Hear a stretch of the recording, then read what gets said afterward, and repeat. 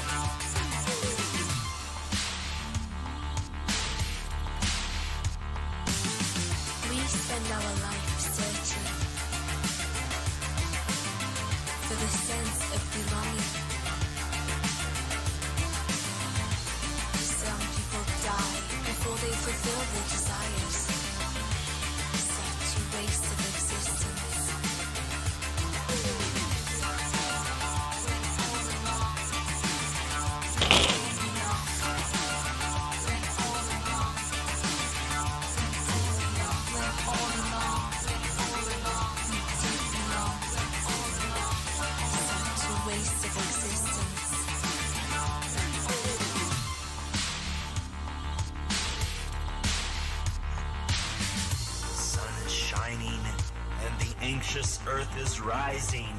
Anxious earth is rising.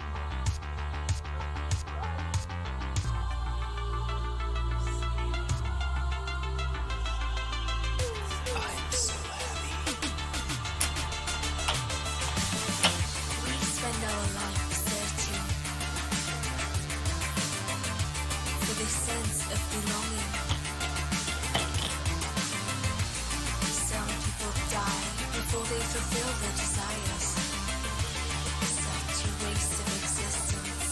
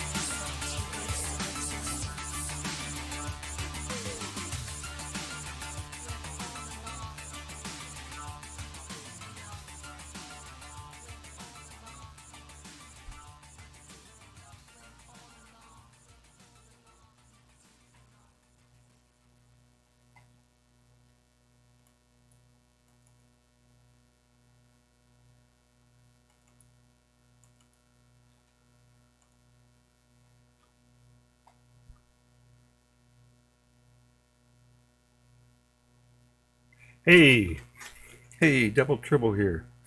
Double Tribble channel. How is everybody? How are you? I'm fine. How long's it been? Almost a week? I don't know. I forget when I last streamed. Saturday, was it? I forget. How's everyone? This is Double Tribble. My name is Ron. I live in rural New Hampshire. I live near the forest, surrounded by forests, surrounded by wild animals and sheep and donkeys. I live on a donkey farm. And I like to stream science and technology and just stuff that's happening around here, IRL, and movies, do movie reviews. I did a movie review a couple streams ago. So a lot of stuff. Oh, and I uploaded a movie review too. I got another channel well, I upload my VODs onto YouTube, and then, but I have another channel that I just have had for a long time, and I just upload miscellaneous stuff up there. And so I decided to trim down one of my reviews. I just do a live stream review, and I'm, a lot of uhs and ums and ahs and, flipping and technical issues, and you know how Twitch streams go. And so I said, well, this was kind of an interesting review, some of the stuff I said, so I trimmed it down. I edited it and then put it up to my other channel. So if you want to see it, it's at KXQE on YouTube.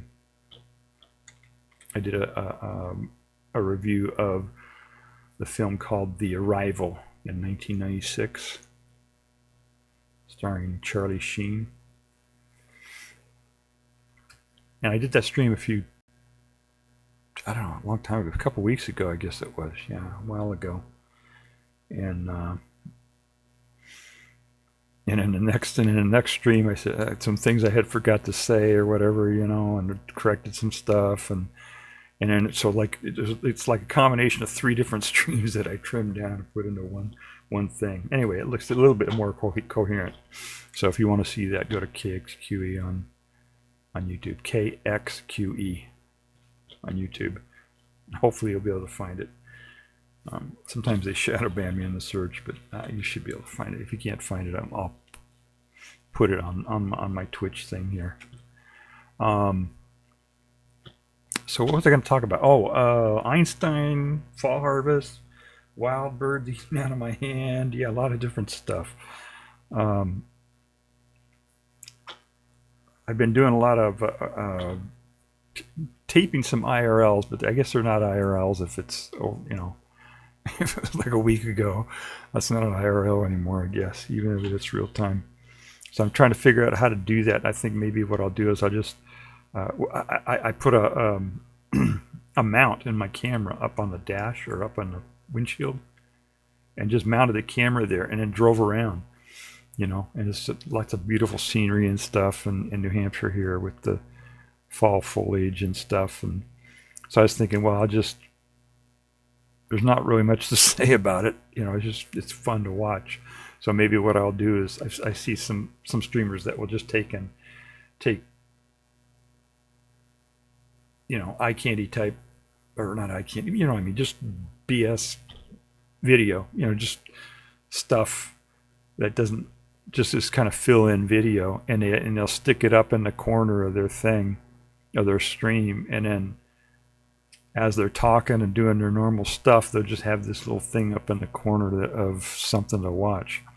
So maybe I'll do something like that. I see a lot of streamers doing that. So maybe I'll take that footage, that camera footage that I did in my car, and just kind of put that up in the corner as I'm talking.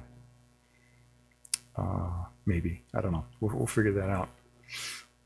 I have some on here. Here, let me show you what it looks like. Oh, I don't have that here. Yeah, I can do that. Let's see here. Get rid of that. Go here. And I'll show you what I'm talking about here. I don't know if this is even going to work. I'm actually getting better at this, so maybe it will. Yeah, this will work. There we go. So that's oh, this isn't it. This isn't what I was getting at. Let me go here to the, no, that's not it either. Skip ahead here a little bit. Alright, I don't know what's going on here. There we go. So there's one. So this is the type of stuff I'm talking about. Just driving in my car with this thing, and I can so let's see what I can do here. What I can do is I can take this and maybe alright, I'm going to try to adjust this and see if I can make this look like I want it to look here.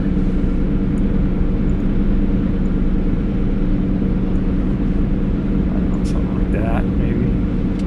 What does that look like? Yeah, and then so like I'm here talking or whatever, and then that would be it, just to be up in the corner. You know what I mean? And I can turn down the sound, right? I wouldn't have the sound up. I'd turn the sound down. Can you hear that? Can you guys hear it? Yeah. So I just turned the sound down and you wouldn't be able to hear it. So anyway, that's what I was thinking about doing. Something like that. I guess I can just leave that up there here as I'm talking right now. Let's see if it works.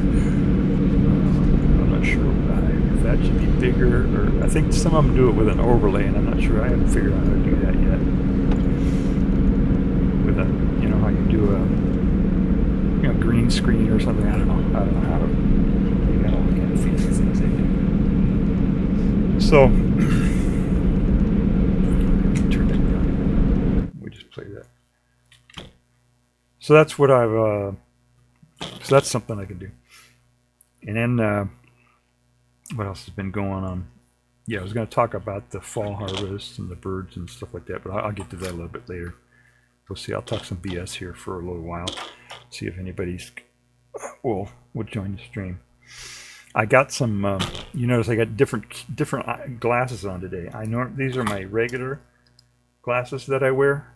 You know, and they're really nice glasses. I really liked them because they had a really good.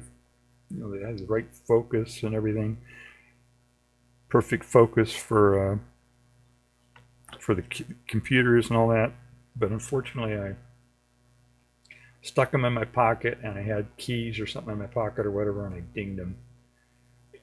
You know, scratched them, and there's the scratch. Unfortunately, is like right in the field of view here. So those are kind of backup glasses now, and I got these new ones. And I found I don't know, a month or so ago, I was at a yard sale or estate sale or something. And you know, the problem with when you get old is that you can't, you know, if you hit 30 years old or so, 30, 40 years old, you'll notice that you can't focus close anymore. You got to push the book away or whatever that you're reading, get it further away from you. Well, it just keeps going further and further and further away. You know, when you're young, you can hold it right up next to your face and read real small print. But as you get older, you got to push it further and further away to read it. And now if I want to read something, it's further away than I can reach with my arm. You know, you've probably heard old people say that joke. You know, oh, my arms are too short to read. You know. And it's true. Your what you can focus on gets further and further away. And so you got to get glasses that will focus that far away. You know, if you want to read something really, really small print, then you need glasses that have high magnification, and then you hold the print really close, and then you can read it. And if you want to look at like the computer screen or TV or something like that, then you need something that focuses about arm's length or more. And so what I wanted to do is get some glasses that would be bifocal, so I could read far away and close, like a bifocal reading glasses, you know, reading close and reading far away or whatever. And I found them. I went to this I guess it was an estate sale. Yeah, it was an estate sale. So these are some dead people's glasses, I guess. And they're perfect. They've got you know, a regular focus that'll focus about an arm's length away or more, and then they have a little bifocal section that'll focus really close. And they're perfect, but there's only one problem with them. There you go. Yeah. I probably don't want to wear these on stream all the time. But they got a little bifocal, and I can read. You know, I can read this close. You know, and plus it'll focus out there. But they're, you know, that's the way they look. So some dead people's glasses that I bought for $2 at an estate sale, and they're plastic lenses, so they're not really good. I noticed that the refractive index on that's our local post office here in Orford, where I live. Just drove up there. So these are actual glass, and just the way the refractive index works on the glass is that it naturally allows you to focus. So I can read like, you know, this close maybe, so half an arm's length, and this will go all the way out to like, you know, 5-6 feet or something. It still stays in focus. So these are really good. I can even wear these like at a store or something, you know, walking around, look at the shelves. So these are pretty good. So I guess this is what I'm going to wear. They still look, I mean, this is like 1980s, I guess, 90s, 1990s or something. I don't know what style these are. I got these at a thrift shop, so they're probably some dead guys glasses too. But they're really nice. I mean, they've got these frames. Look at these frames that snap. You know, they've got a little spring in there or something, and you know, these are probably like a $200 pair of glasses that some guy bought, and I bought them for $1 at the thrift store. So, you know, hey, you know, and they work, and they don't have a lot of scratches on them yet. My mic stand's giving me trouble here. What's going on here? Sorry about that, guys. It's probably making a bunch of noise. Why is that doing that? Okay, I might have to. Shit. All right, hold on just a second here. I gotta. Please stand by for our technical difficulties. Here, let's see here. I'm gonna turn this.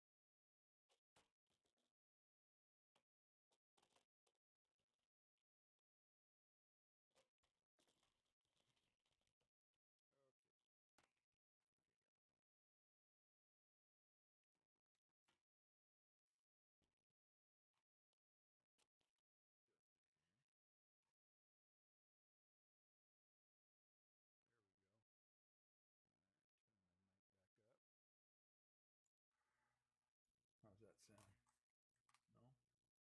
No? Does that sound good?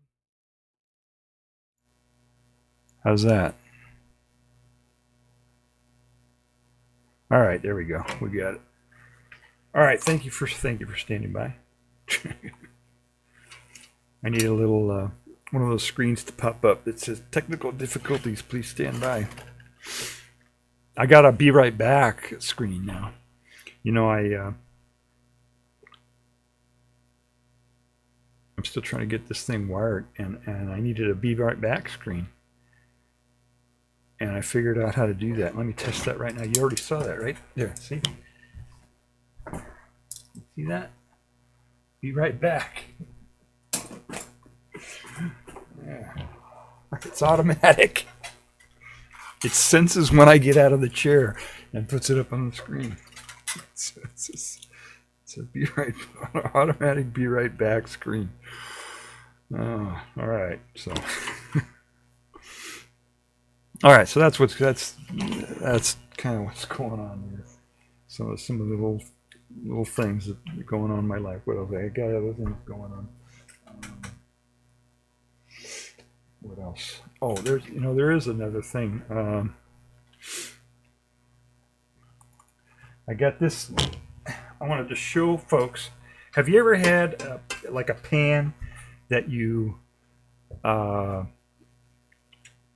you burn a pan, you put something in it, and they burn it. I did that the other day. I had some beans that I cooked, and just totally, these are just, it's completely just on, and it won't come out. I mean, I scrape it, everything. And so what do you do with that, right? When it's like that, I mean, I've taken sandpaper. Even sandpaper takes forever. I've taken drills, and and I figured out how to do it, and it works the same way that you do your oven. You know how a self-clean oven works?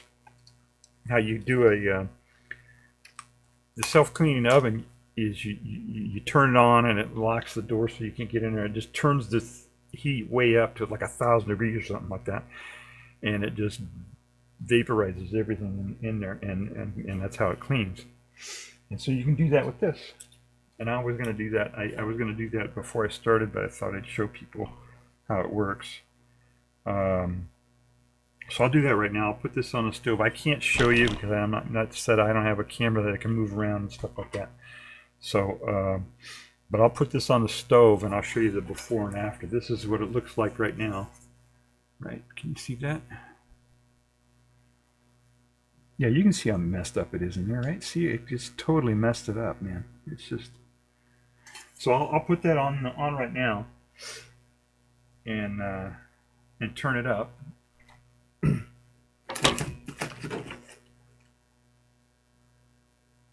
And then I'll be right back. Hold on.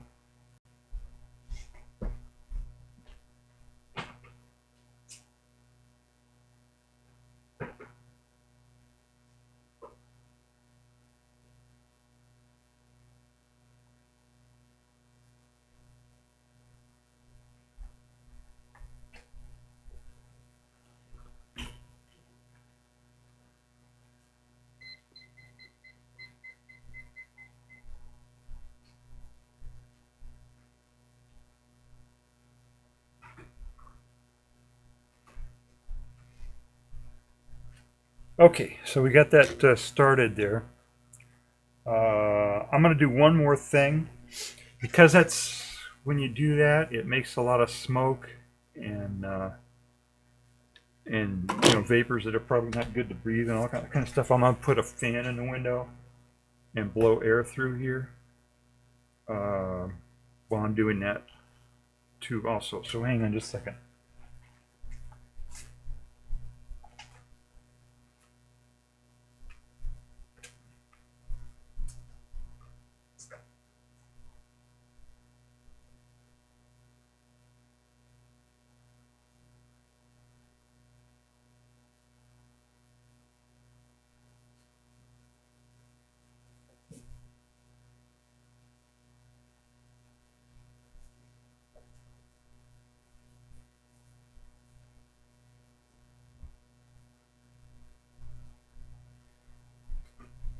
Okay, we got the fan going. Did my Be Right Back screen come up? Did that work? Did that work all right? Did you see my Be Right Back screen? All right, so. Oh, while I was in the kitchen, I found this. This is a little. We had a freeze here, and maybe I'll get into that a little bit. But we had a freeze here. Well, a couple nights ago. Yeah, not last night, but the night before, we had our first hard freeze. It got into the mid 20s or low 20s or something around here. And this, I had this spaghetti squash that wasn't quite done yet, but the plant was pretty much done anyway, so it wasn't going to get much bigger than this anyway. But it got. This is the part that was this part here was in the grass. You know, I let the grass and stuff grow up around my garden because it helps. It helps insulate. It helps the bugs. It gives the bugs somewhere to grow, to live, and wildlife, and anybody else that wants to live in there, and it helps insulate the thing. So you can see where this part here of this part here was all insulated by the grass when we had that hard freeze, but this part up here was exposed and it got frozen. So, and that's kind of that's the pattern that it made when it's frozen. I think this is it isn't ripe enough to eat anyway. I don't know. I might be able to get something out of it. I had a smaller one that I picked, that I cut open, and it was green. It was green. I don't think I could eat it at all. And I've got some. Oh, let me show you my tomatoes that I got.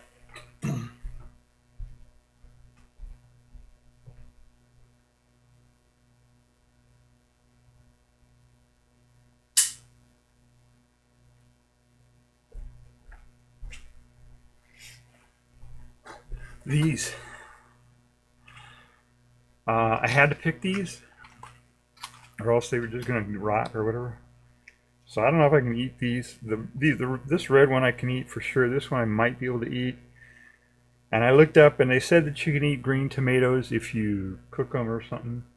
I'm not sure if that's right or not. I don't know if I want to experiment with my stomach, you know, on that, eating green tomatoes. But that's, I think this is the last harvest that I'm going to get.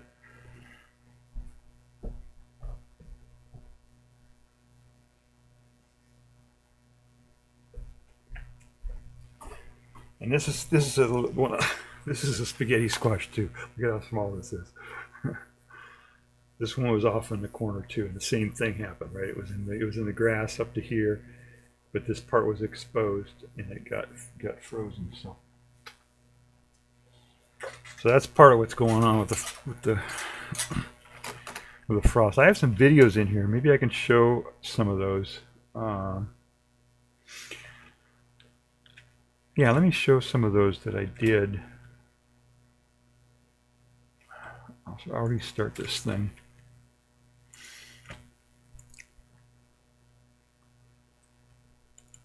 This will just take a second here if I can. I'm down to one mouse that doesn't even work. It's got a intermittent switch on it. All my mice are going, but that new mouse that I bought took a shit. Oh yeah, this is working. All right. So I had to stop using it, and I think it installed a bunch of malware onto my computer anyway. Okay, so this is a, let me make this a little bit bigger here. So you can see it.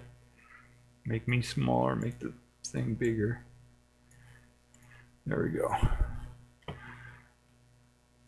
So this is, I don't remember when this was. What's the date here? 8. Oh, so this is 10 days ago. All right, this isn't up to date. But I had some pollinators in there. I don't think I've shown this yet. There's a pollinator.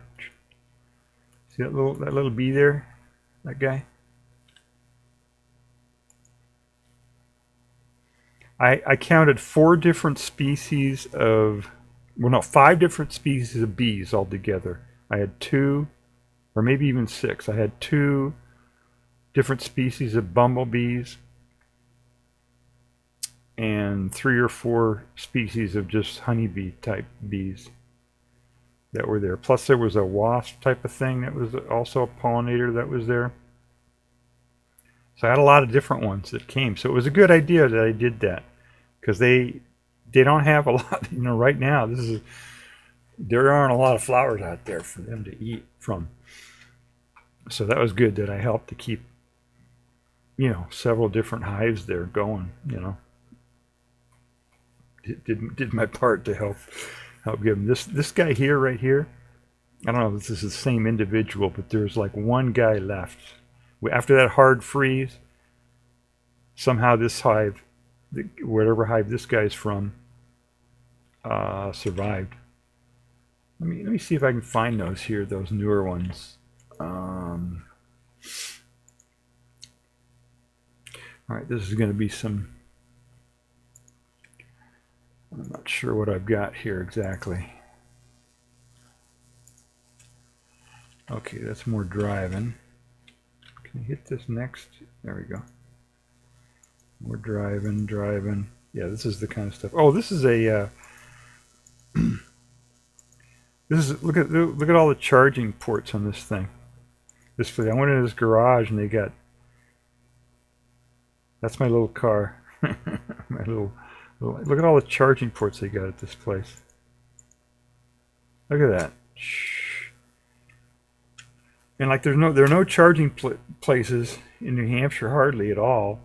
But this one garage, they've got just a whole ton of them and a whole bunch of electric cars all charging there. So that was kind of interesting. Let's see what else I got here. There's the post office again. Oh, wait, there we go. Let me back up. All right, so this was, no, this is still 10.8. All right, so, well, we can see some of the pollinators there that I had. Okay, that was a little bee. See that guy? That's the same species that's still out there. I checked today. I checked this morning. He was out there. He came back. So at least that one hive is still going, or at least this one individual from that hive. He came back.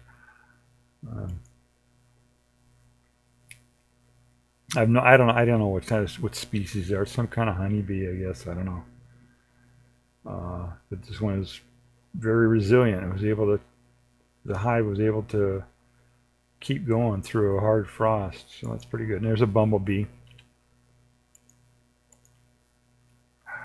Let's see. Yeah, there are 2 species of bumblebee. So we got a better picture of that guy.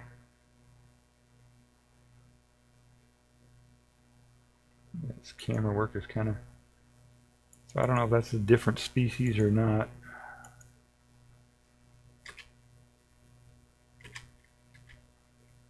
Yeah, that's a different species there of just regular bee. But there are 2 species of bumblebees. Oop, there it is. There's the bumblebee. Now that hive's gone now. They got taken out with that hard freeze, unfortunately. Oops, okay. All right, I got to check on my pan, see how that's working, if that's cleaning itself. Hang on.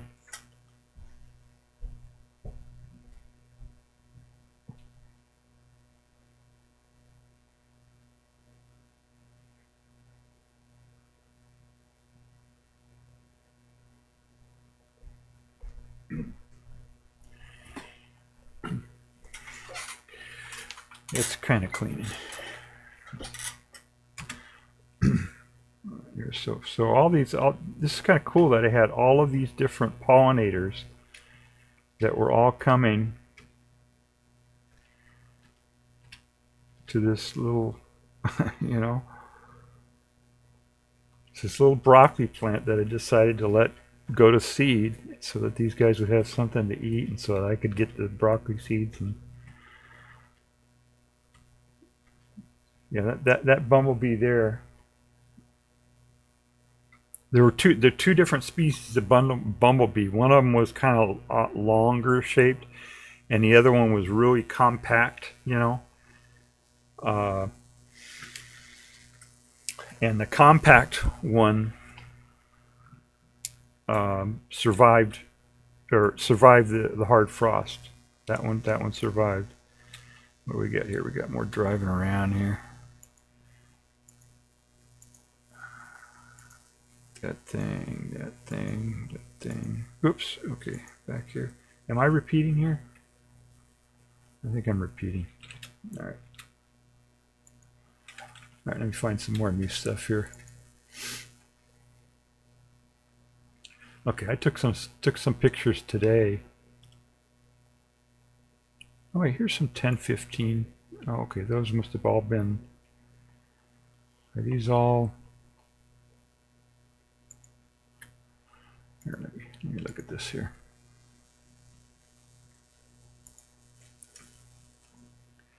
Okay, that's driving around.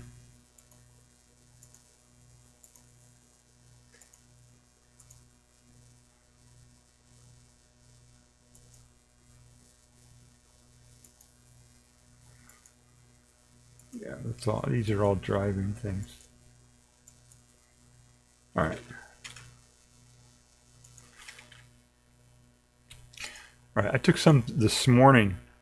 I guess I'll do that. I'll go through the ones I did this morning.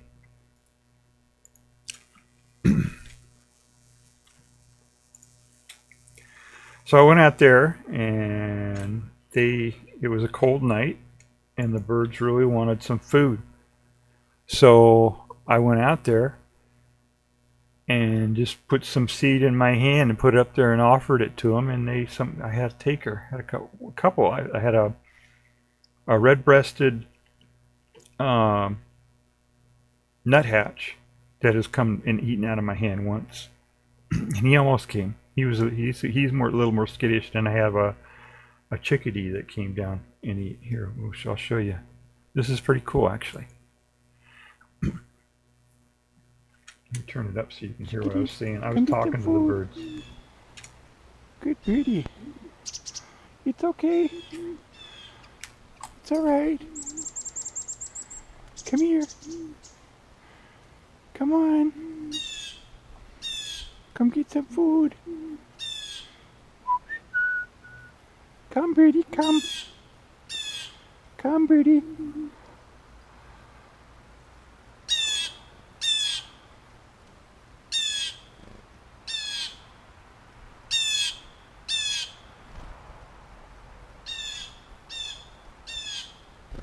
Good birdie. Isn't that cool? Good birdie. He just came and ate right out of my hand. Come on, little nuthatch. Come on, little nuthatch. Come on. Come on. Don't let that blue jay bother you. Come on down. Come here. Come on.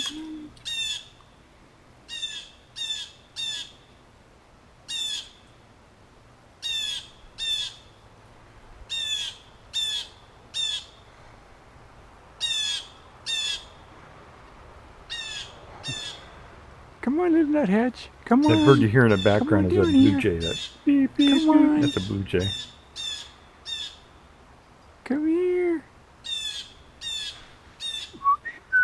Come on.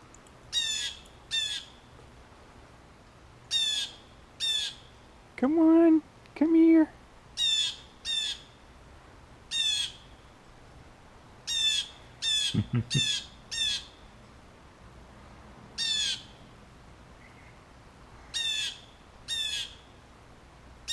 All right, you Yeah, guys are too good afraid. enough. I'm sorry. All right. This There is you kind of my go. morning ritual. I go out there and feed these birds. Yeah. There you go.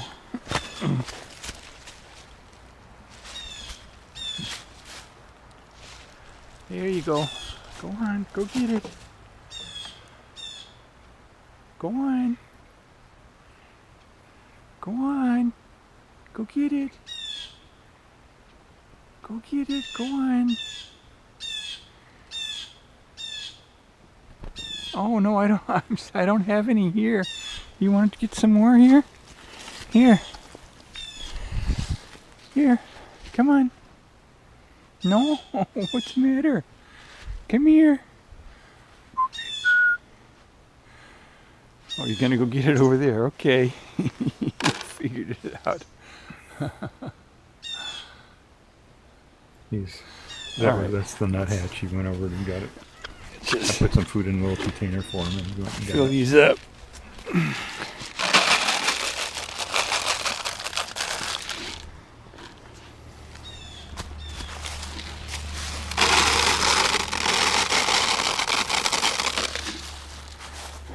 Oh, this one's ready to.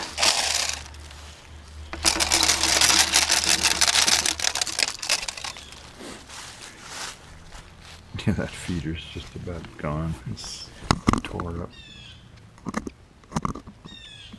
Between the squirrels and the bears, and it's all messed up. Unfortunately, we had a fox this morning. This was this morning that I did this.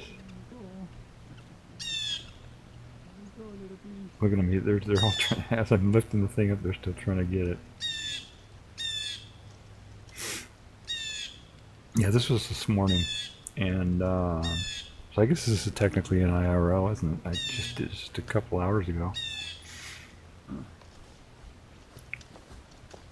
But we had a fox come by, You want to come get this? so I think I got a picture of Here. the fox. I forget. I had to scare him off. Here. You're making all that racket. Come and get it. Here. Here. Come here. Yeah, I was trying Here, to see if Blue I could Jay. get the Here. blue jay to come down Here. from him, but he wouldn't. He didn't want to do that. Come here. Come on.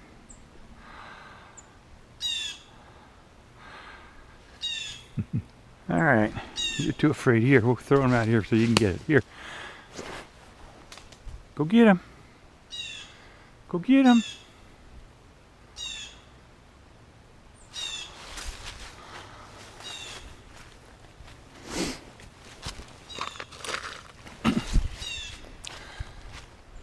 Here.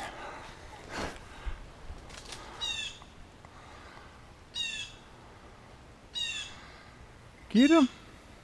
Go on.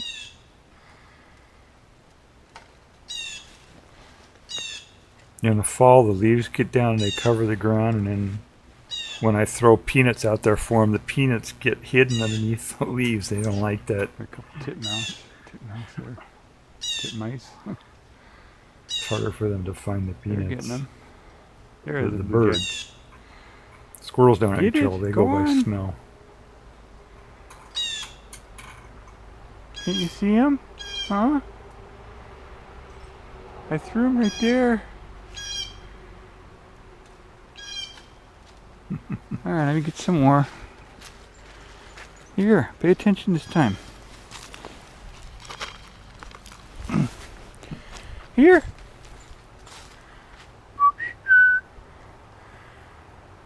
Where'd you go?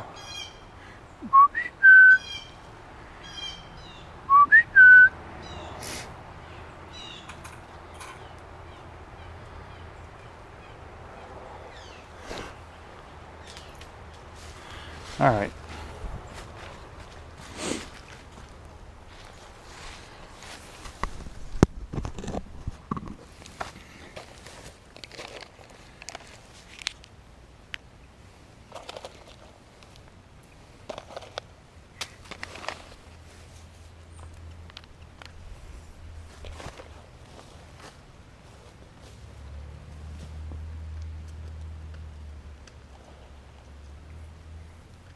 Okay.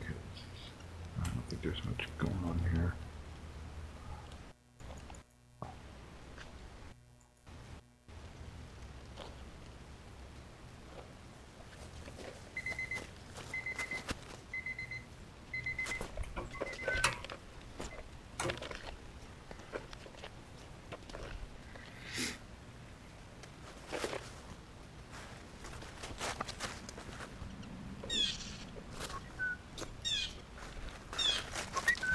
Put him out there, go get him. Come on.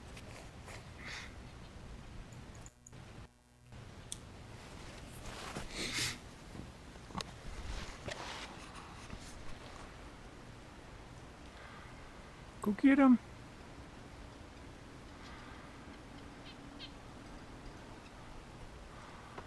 Yeah, it's kind of hard to see those little birds. That's a nuthatch right there. On that There he little goes. one.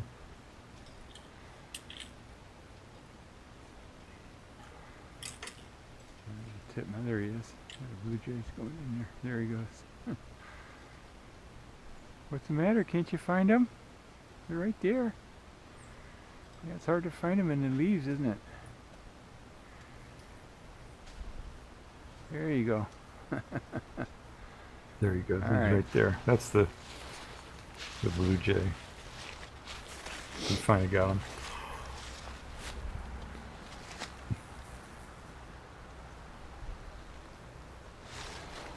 I don't see the crows anywhere.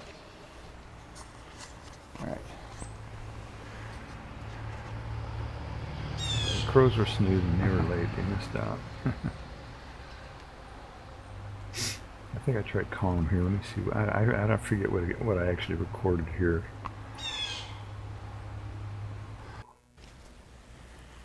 Yeah, there's me. All right. Oh, okay. This is out on my garden. See it. Notice how my garden is covered up here. This one here. This is my broccoli plant. The last one I got left, and I have it double covered with plastic. I have an inner plastic and an outer plastic, and that works really well. And over here is my tomato and my kale. And the tomatoes are just about dead. The kale's still kind of halfway going.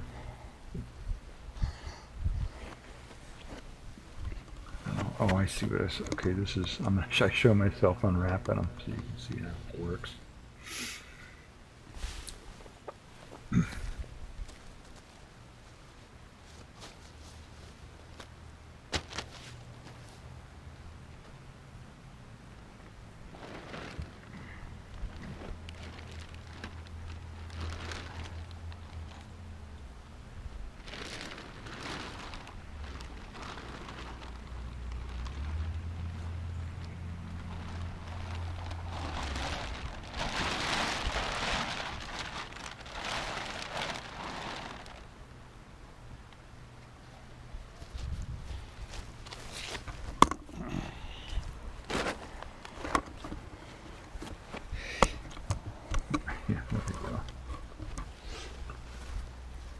So you see how there's an outer one there. That's what I'm holding right there, the outer one, and then there's an inner plastic that I had. So if you're doing that, if you're wrapping plants and stuff like that, if you wrap them with 2 layers like that, it'll make like a little cushion of air in between the 2 layers, and that acts as an insulator much better than just a layer of plastic. It's almost like putting insulation around it or something, but light can still get in and stuff. And yesterday when I did that, I opened it up like this, and then I came out there later, and that plastic, the wind had blown it over the that broccoli plant, and I tried pulling it back, and there was a little bumblebee inside there, and I don't know if he spent the night in there or if he came out, you know, and was feeding when the wind blew the plastic back over it. I'm not sure what happened, but yeah, there's a whole story that goes along with him. Too late now. Try to explain that, I guess. I don't have any pictures of that. But he, somehow he got, when I was harvesting with that, my little container that I was using to put my tomatoes in, and I brought that in the house and put it in the sink, and I was washing the tomatoes with it, and I saw him on there. He was on the outside of that container, that little bumblebee, and so I took him back outside again and stuck a hot water bottle under him to try to warm him up. I think he survived because I put him out there, and then I came in here and I went back out, and he was gone. So he either warmed up enough to fly away, or a bird came and got him. I don't know.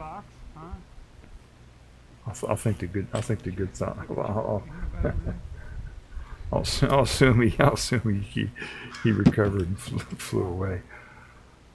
They're all gonna die anyway, right? It's winter. All the hives die off. Some of them they'll keep going. I don't know which. Honeybees, I think, all die off, but I think bumblebees, or some species will. There's a fox. Will try to stay warm, or That's try to who he keep the was queen warm or something. about right there, the fox. I need to learn Let's about take a that, look how at that the all fox. works. All right, what's going on here now? I'll be real quiet, maybe.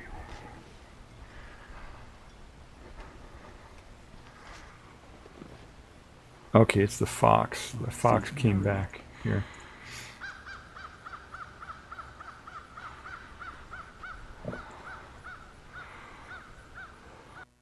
Let me see if I can zoom in here.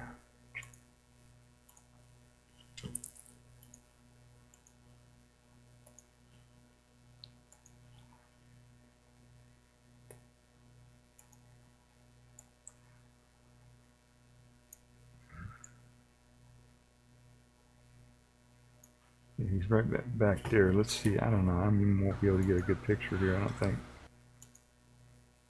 There he is right there.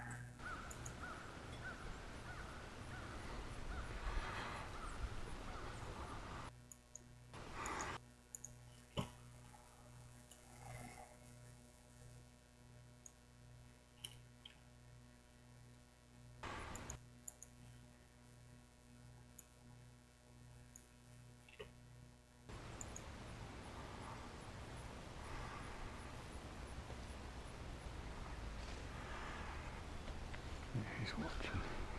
There he goes. There, see him? That's the fox right there. As I got closer and closer to him, he ran away because he was I had scared him off earlier, so he's afraid already. He's afraid. Get out in the sun where we can see you, little guy. There he goes. There he goes.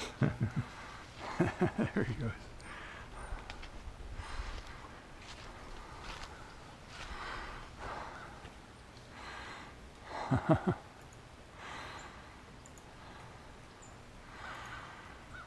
Blue Jay. Blue Jay was waiting. Blue Jay didn't want to come down to the ground when the fox is on the ground. Now he's ready to come down. But the fox got all the peanuts, so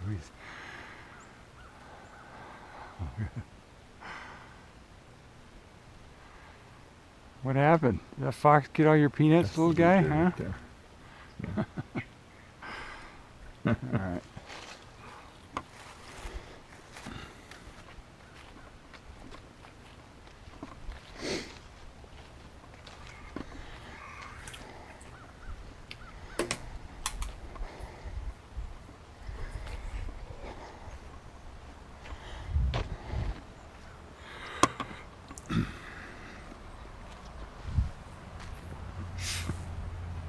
Maybe I should have put this stream under IRL. So,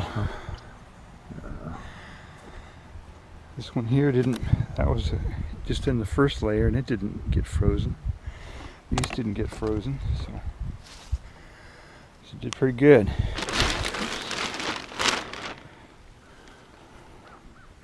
Yeah, that didn't get any damage at all. So we got one, you got this one here that I went to seed and See those got there for those the water bottles down on the bottom there? That's how I keep it warm. I heat them up in the evening, you know, when I cover them after the sun's gone down and stuff, and it starts to get towards evening. Then I heat up these water bottles and put them in the bottom, and then cover it up with plastic, and then they stay warm. The plants stay warm. pollinators, even all when it those gets real flowers for cold. the pollinators. It got down in the mid-20s last Got a night, little or upper 20s maybe. broccoli there. And these Oh, plants well. did just fine. So And in this one, the kale, that survives just about this one anything. didn't freeze either, but But those tomato. plant took a hit. Am I talking on this? Yeah, those tomatoes. They died. They died. Not last night, but the night before. It killed them off. But there's still some of these vines on the inside are still alive. So I'm thinking maybe if it warms up and I can keep them alive, maybe some leaves might come back enough to help those tomatoes ripen. But I don't know. We'll see what Night happens. before, kale is looking really good, but the tomatoes are messed up. There's can see some the of the difference stems there. on the inside here are That still tomato is just totally decimated, alive. and the kale is So I just don't know doing if just those are fine. gonna. And they were ripen or both not. into I the don't think they same are. I'll plastic leave it wrap, in there you know. just in case. And this is my thermometer. So I got quite a few green tomatoes there Use that your are, remote thermometer. just need a little bit more ripening. Oh, that's my thermometer. It I was have my measuring remote thermometer. right at 0. Early this So it got morning, down the to lowest, 0 right, about right there. 0. When it was Where all that covered thermometer up. is got down to 0 early this Outdoors, morning. outside here it was But outside it was like about minus 5 or something. like that. There's a -3 right next to the house over there. So it's probably -5 out here. Huh. All right.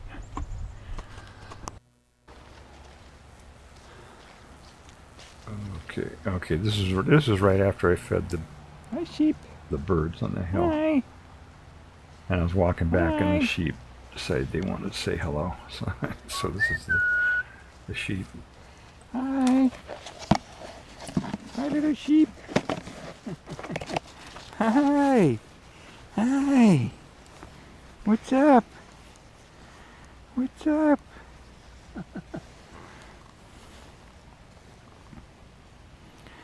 What's up, little sheep? Here, let me get over here. That one knows Good- me pretty good well. I've angle on known this that one here. for a few years. Here we go. Hi. Oh, that feels good. Yeah, that's the spot. That's the spot. Yeah.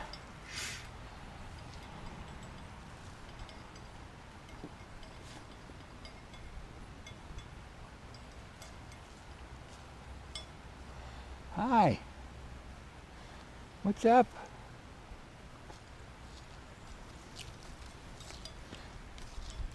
Hi, little sheep. Hi, little sheep. Hi. The one with the bill is a ram. They cut his horns off. Hi. So I don't know why they do that. I guess. Come here. Oh, you're being good. Yeah. So, I'm glad you're my friend. Glad you're not one of those rams that like to ram people. Yeah, that would be bad. I'm glad you're my friend. Yeah. Otherwise you'd be bumping me.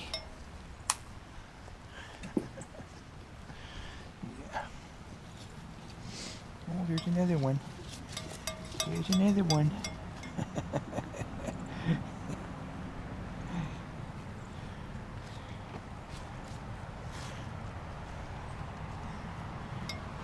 Yeah, I don't have any food, just your... No food, just your scratches. Alright. No, don't do that. Alright, I gotta go. Bye. Bye. Bye.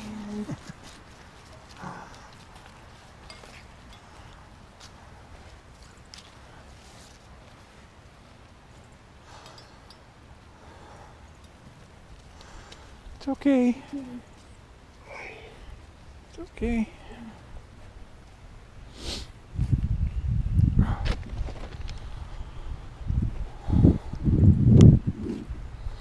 yeah, these videos aren't in order exactly. They're not playing in order.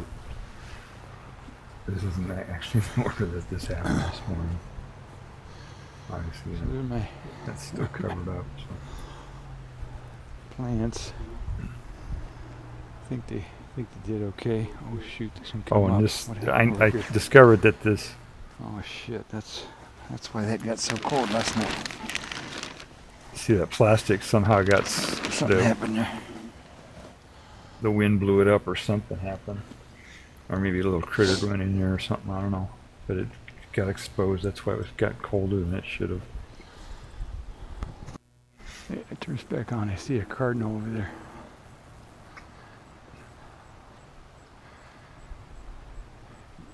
Yeah, there's Oh, a cardinal this on is- my feeder over there. I don't know why I was pointing this. I thought I had a telephoto or something. They're kind of shy, so I can't walk over there. They'll just fly I away. was yeah. There was a cardinal that came to the feeder afterwards. Cardinals are really skittish. They're oh here's my Harvard. I already showed you that. This is what I picked the other day. Yeah, there's something in there. I don't know if God, I can't believe all that What's kale going right on? there. Okay, now it's You repeating. want some food? All right. So. All right. So that was some of the stuff that was going on. I had more. I had a good picture of a grasshopper too. I don't know where that went. Let's see if I can find it. But there was a grasshopper out there. It was very interesting. One was interesting that it was still alive because this was after the hard freeze that we had. And so there's a big, huge grasshopper out there on my kale. And it was interesting. He was lying, in the sun. So he was sideways to the sun so he could get more sun. And he also adjusted his legs so that the leg that was further from the sun was up and would get more sun, and the other one was lower. And then later on, I went out there and he was facing the other way, so he would sun his other side, and his legs were opposite. And I'm thinking, how does a grasshopper know to do that? To position first, just to position himself sideways with the sun, and then also to position his legs so he gets the maximum amount of sun. That's just amazing that it's able to figure that out. I don't know how they do that. I don't know what I did with those other videos that I had. They got lost somewhere. I'm not sure where those went. I'll have to dig them out somehow. I was transcoding them all. I've got this GoPro camera here. It's way over there. I think I mentioned this before. When that thing records, it records. You know, I've tried all different you give it combinations of how many, the resolution and frames per second and all that kind of stuff. And I tried every single one. And the one that has the lowest, that uses the least amount of memory per time to record, is 1080p at 30 frames per second. And even at that size, even at that configuration, it still uses like 12 gigabytes per hour. Which is just amazing. I mean, you can record. I mean, if I was making a $100 million movie or something, maybe I might want to do that or something. I might want that level of quality, but it was just eating up tons and tons of disk space. So I've been going through and trying to compress them a little bit. See that? I noticed that the frame rate looked kind of spotty there, so I don't know. Maybe I'm making a mistake in my transcoding. I don't know. But what was the other thing? Oh, yeah, the Einstein thing. The stream we did the other day with Einstein. I need to follow up on that, but I'm not really prepared to do that right now. But there are a lot of mistakes. When you do live stuff, you make a lot of mistakes. And I uploaded it to YouTube, after I uploaded it to YouTube, and then I watched it on YouTube, to take a look at it, and I said, oh, that's not right, as I'm listening to myself, because you misspeak, and you just, anyway, there's a whole bunch of mistakes, so I'm going to have to go through and I put some comments on the video on YouTube. Yeah, if you want to look at it, you can look on my YouTube channel. Doubletribble-yt on YouTube is where all my VODs are. So you can look at that thing where I talked about Einstein's equivalence principle and gravity and stuff like that. And anyway, there were mistakes that I made on that, kind of dumb mistakes. Have to do with the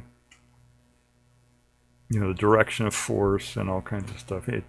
Anyway, I'll try to figure out what I just didn't think it through when I was going to talk about the equivalence principle, which has to do with saying that gravity is equivalent to acceleration. If you're accelerating in a rocket, the rocket is getting faster, it'll push you against the back of the rocket, right? Against your seat or against the floor if it's tilted that way or whatever. And it'll feel like gravity inside the rocket, And so Einstein said, oh, that's equivalent, but it's not really equivalent. There are differences, and that was one of the things that I covered in that stream, my last stream. Some of the differences.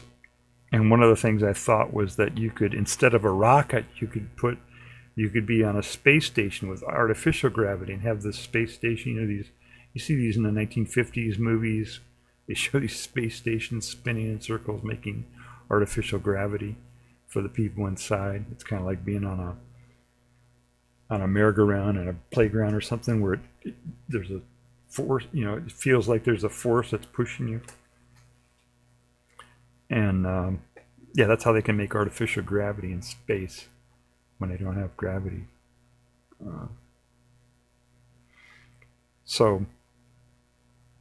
And I thought, well, maybe that would be more equivalent than a rocket accelerating. And it turned out it's a little bit better, but it's not. It's still messed up.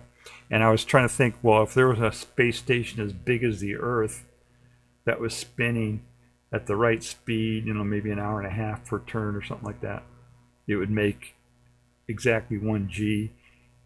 But on the Earth, you're on top of the Earth, you know, and the ground is below you towards the center of Earth, right?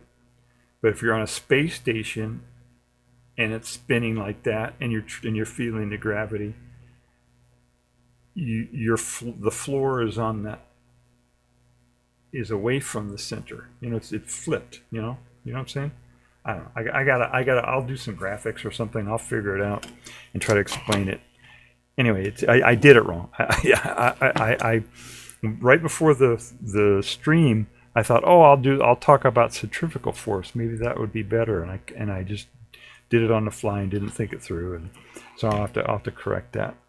But most of the video is pretty accurate, you know. And I make corrections as as I discover them. And if you find anything wrong, please let me know. You know, with my videos and stuff on that kind of stuff. I'm gonna shut that that fan off because it's about 55 degrees out there, and I'm blowing cold air in here, so I'm gonna shut that off. Be right back. Be right back. Be right back.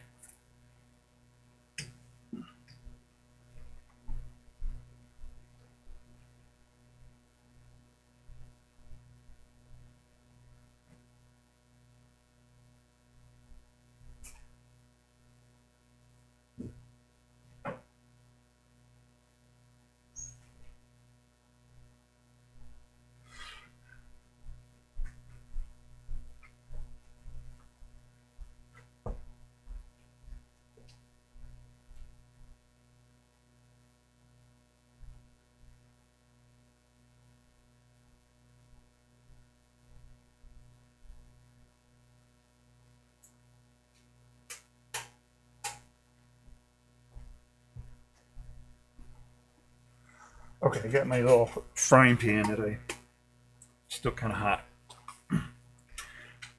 So I still have audio here. Well, I didn't even check to see if I was in sync. Testing 1, 2, 3. Yeah, that's pretty close, I guess. Yeah, it's 15. My thermometer, my outdoor thermometer says 15 degrees, but it's less than that. I was blowing it from the north side of the house. Anyway, look at this, what this did. I don't know if you can see it. See how it's...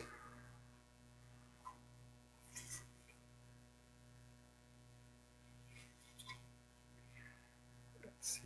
See that? See that? It just totally took all that stuff and just turned it into ash. All of that crap that was on the bottom of the pan. It's not completely like sparkling clean, but it's almost completely clean. I mean, it's, you know, let's see if you can see that here. See that? It just turned it all into ash. So that worked really good. See that? So, and all I did was I just took this pan, stuck it on the stove. I'm sorry, I bumped you guys. I bumped the mic there. I took that pan with all that stuff that was the burnt that was just stuck to the bottom, stuck it on the stove, turned it on high for 10 minutes, and it just fried all that stuff away completely. So that's pretty cool, huh?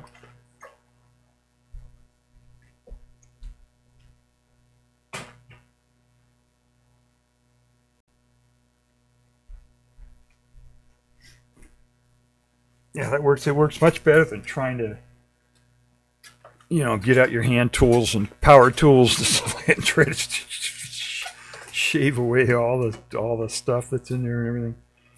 So yeah, that works a lot better. A lot better than that. What else was I gonna do? Oh yeah, I got something the other day. I was at the thrift shop getting my glasses, and I found this thing. Let me show you this. this thing here. This is a, you probably don't know what this is, right? You have no idea what this thing is. It says Kodak Instamatic M85. Okay, you know that it's a projector. It's a movie projector for taking film, actual film. Like the old-fashioned way they used to make videos, but they just did a movie on film. Actually like the way they used to do movies. And but way before they had videotape or video or cell phone cameras or anything, they had film that consumers could, just ordinary people could buy. A camera, they call it 8mm film. Maybe you've heard of that. Young people may not have heard of it, but older people probably heard of that. 8mm film, or Super 8. This one does Super 8 also. And it would take, first it was black and white, and then they had color. And they had the really, really early ones, like in the 1950s, early 50s, they were crank. You'd crank them up, and there'd be a spring in there, and then they'd run and take pictures. And then later on, they had them, that worked on battery or by plugging into the wall or whatever. You could take, it would take pictures, and it would. They had cartridges that you could put in there. Different forms. The way it would work. And it would take a little 8mm film, which was 8mm wide, as was the frame, the size of the frame. And it would just take, each frame by frame, 24 or 30 frames per second or whatever. And then you take it to the development place, and they would develop it, and then they'd bring you back a film that would be on a reel like this, except much smaller, because it's only like a minute or two for each film reel, and it'd cost like $10-20 or whatever to get to total to shoot just 1 minute of film. It was really expensive, and that was way back in the 60s, 50s and 60s. Anyway, this is a projector that would take those films. It's a film projector, and it takes. See that? It's. I don't know if you can tell, but it's. You put a film reel on one end, and then you. This thing's heavier than hell. You put a film, the film on this, and then you run the film up through this thing and thread it and all this kind of stuff, and then thread it onto this one.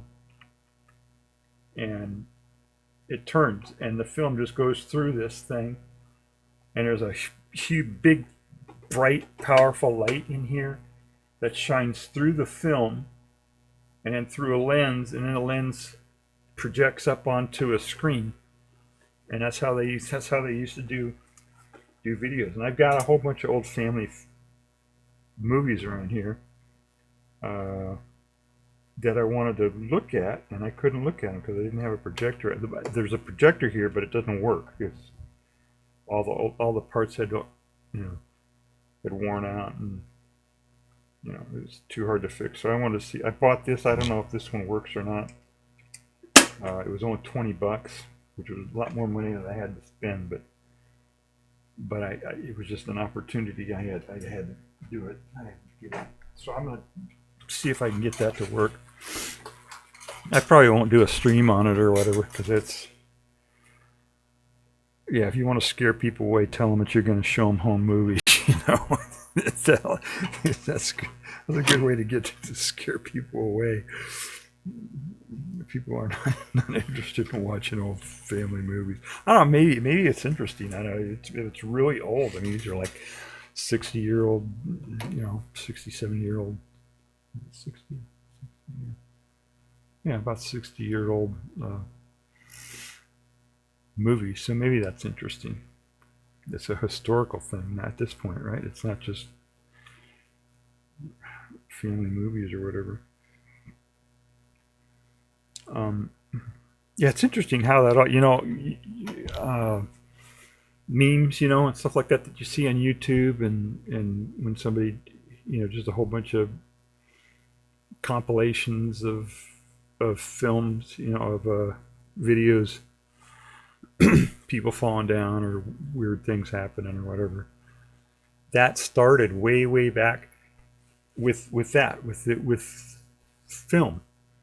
People would take home movies on film like that, and they when they had weird things happen like that, the dog bit somebody, or if somebody fell over into a pool or whatever, weird things, funny things that happen.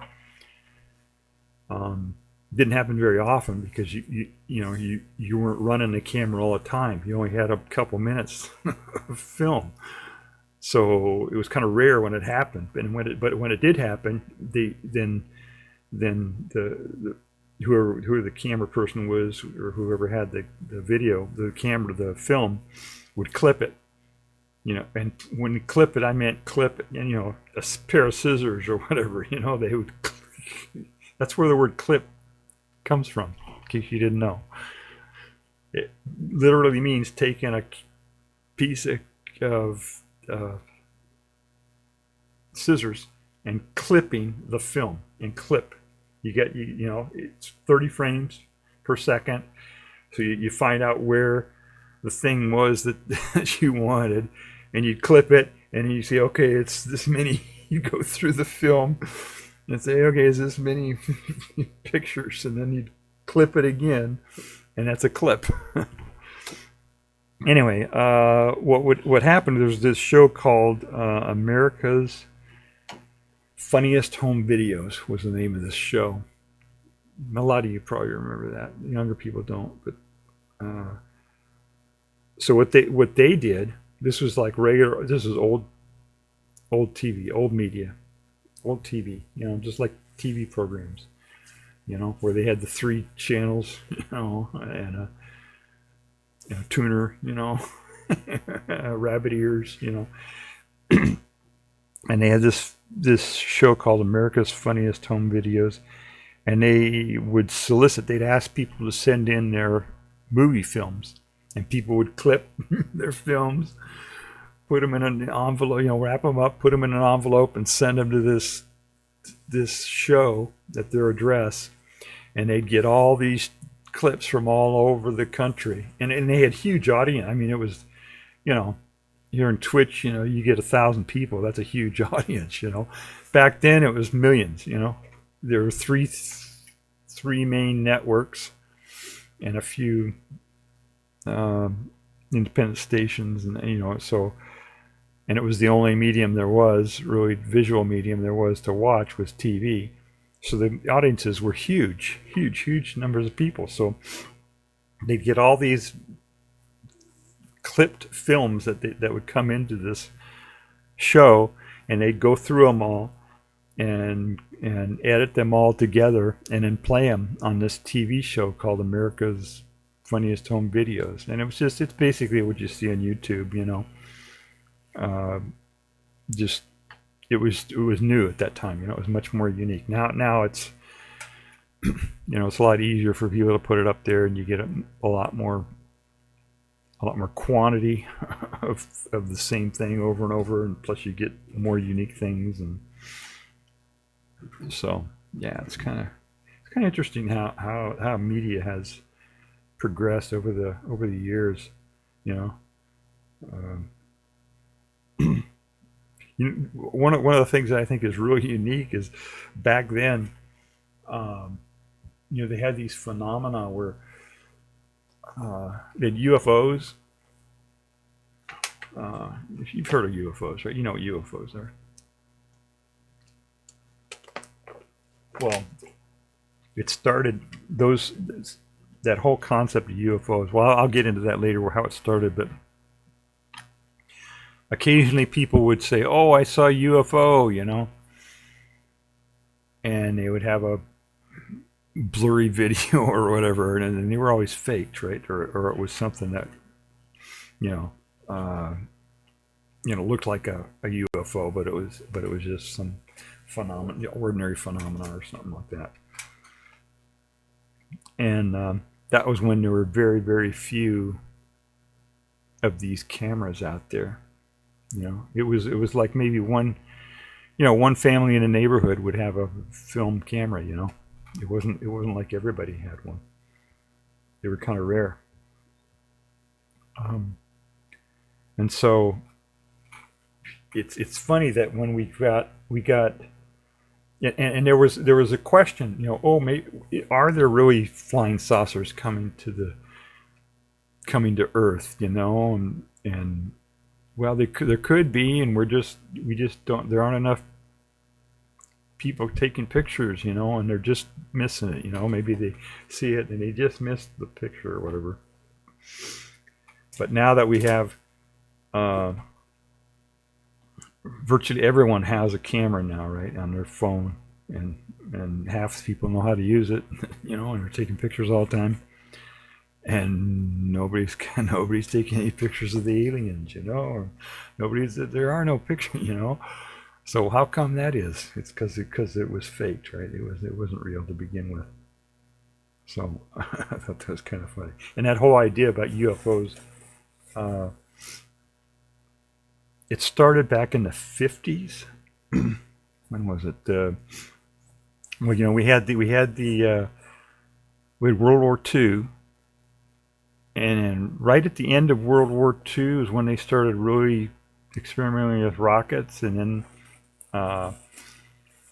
in the very late 40s, I think they started getting really high altitude on jets and stuff like that. And then in the 50s, and started getting rockets that would actually get up above the atmosphere a little bit. And wasn't until 1950, was it 1956? No, 1957. In October of 57 was the first time that they were able to get a satellite to orbit the Earth. But in that time, everybody knew where it was going, and they understood, there could be spaceships and all this kind of stuff, and they were thinking about Martians. And that actually went way back. That went way back 100 years, even before that. But the idea was, are we going to have Martians that come and visit? And there was a show called War of the Worlds, and it was a radio show.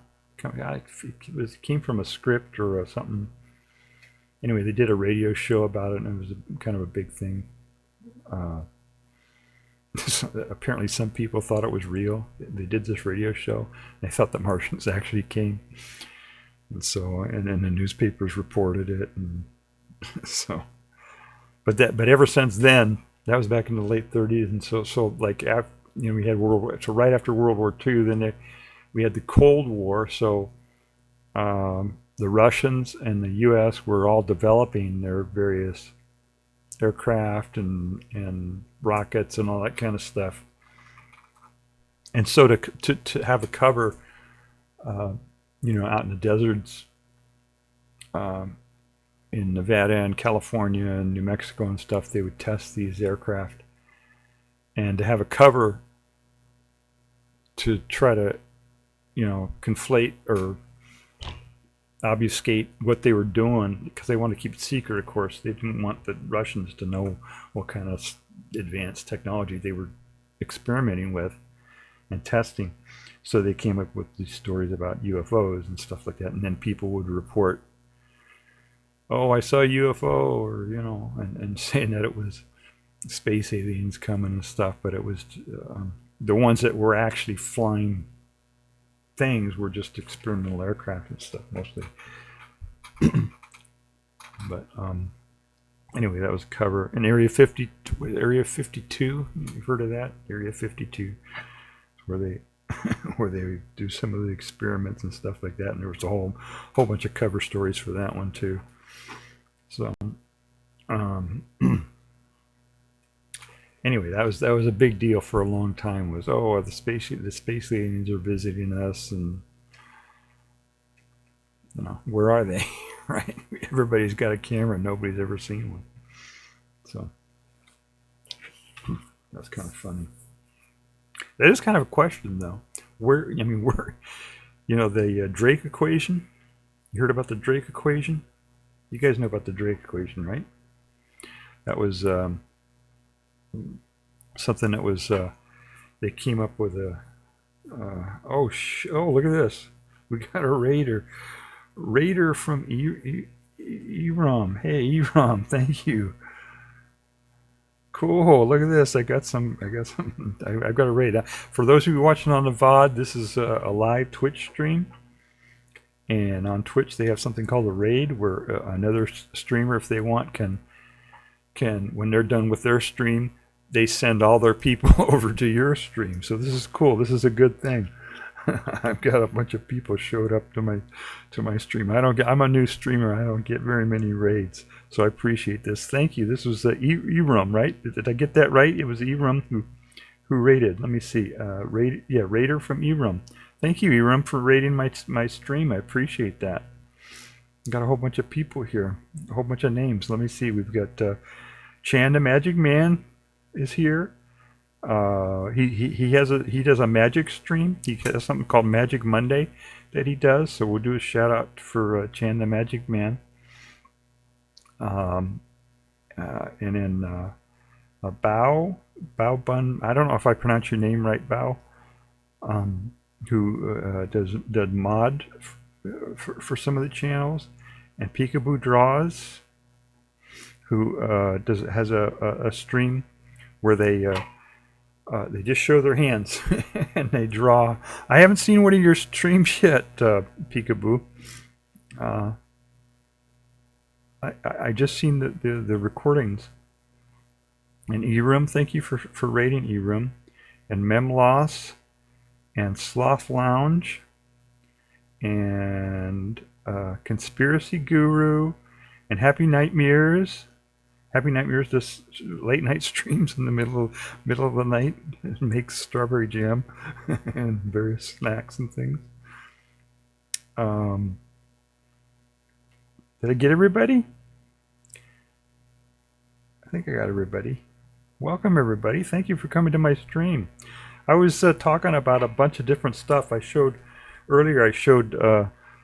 the wild birds around here were eating out of my hand. I feed these birds around here every morning, and this morning I did one. I can play it for you if I can. Let me see if I can find that. If you guys you want to see that, you want to see the birds eating out of my hand, I'll play that again. See if I can find that.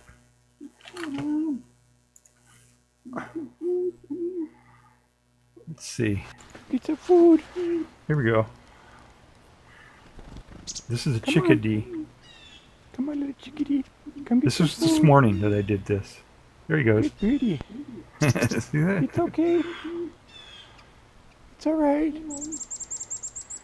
Come here. Come on. Come get some food. Come, birdie, He eventually come. comes and takes one of the seeds out Come, of birdie. my hand there.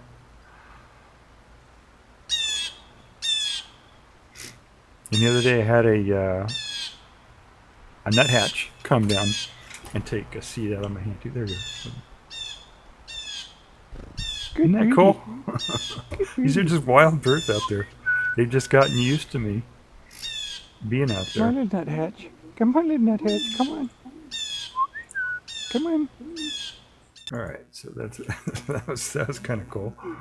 And I had a fox out there this morning too.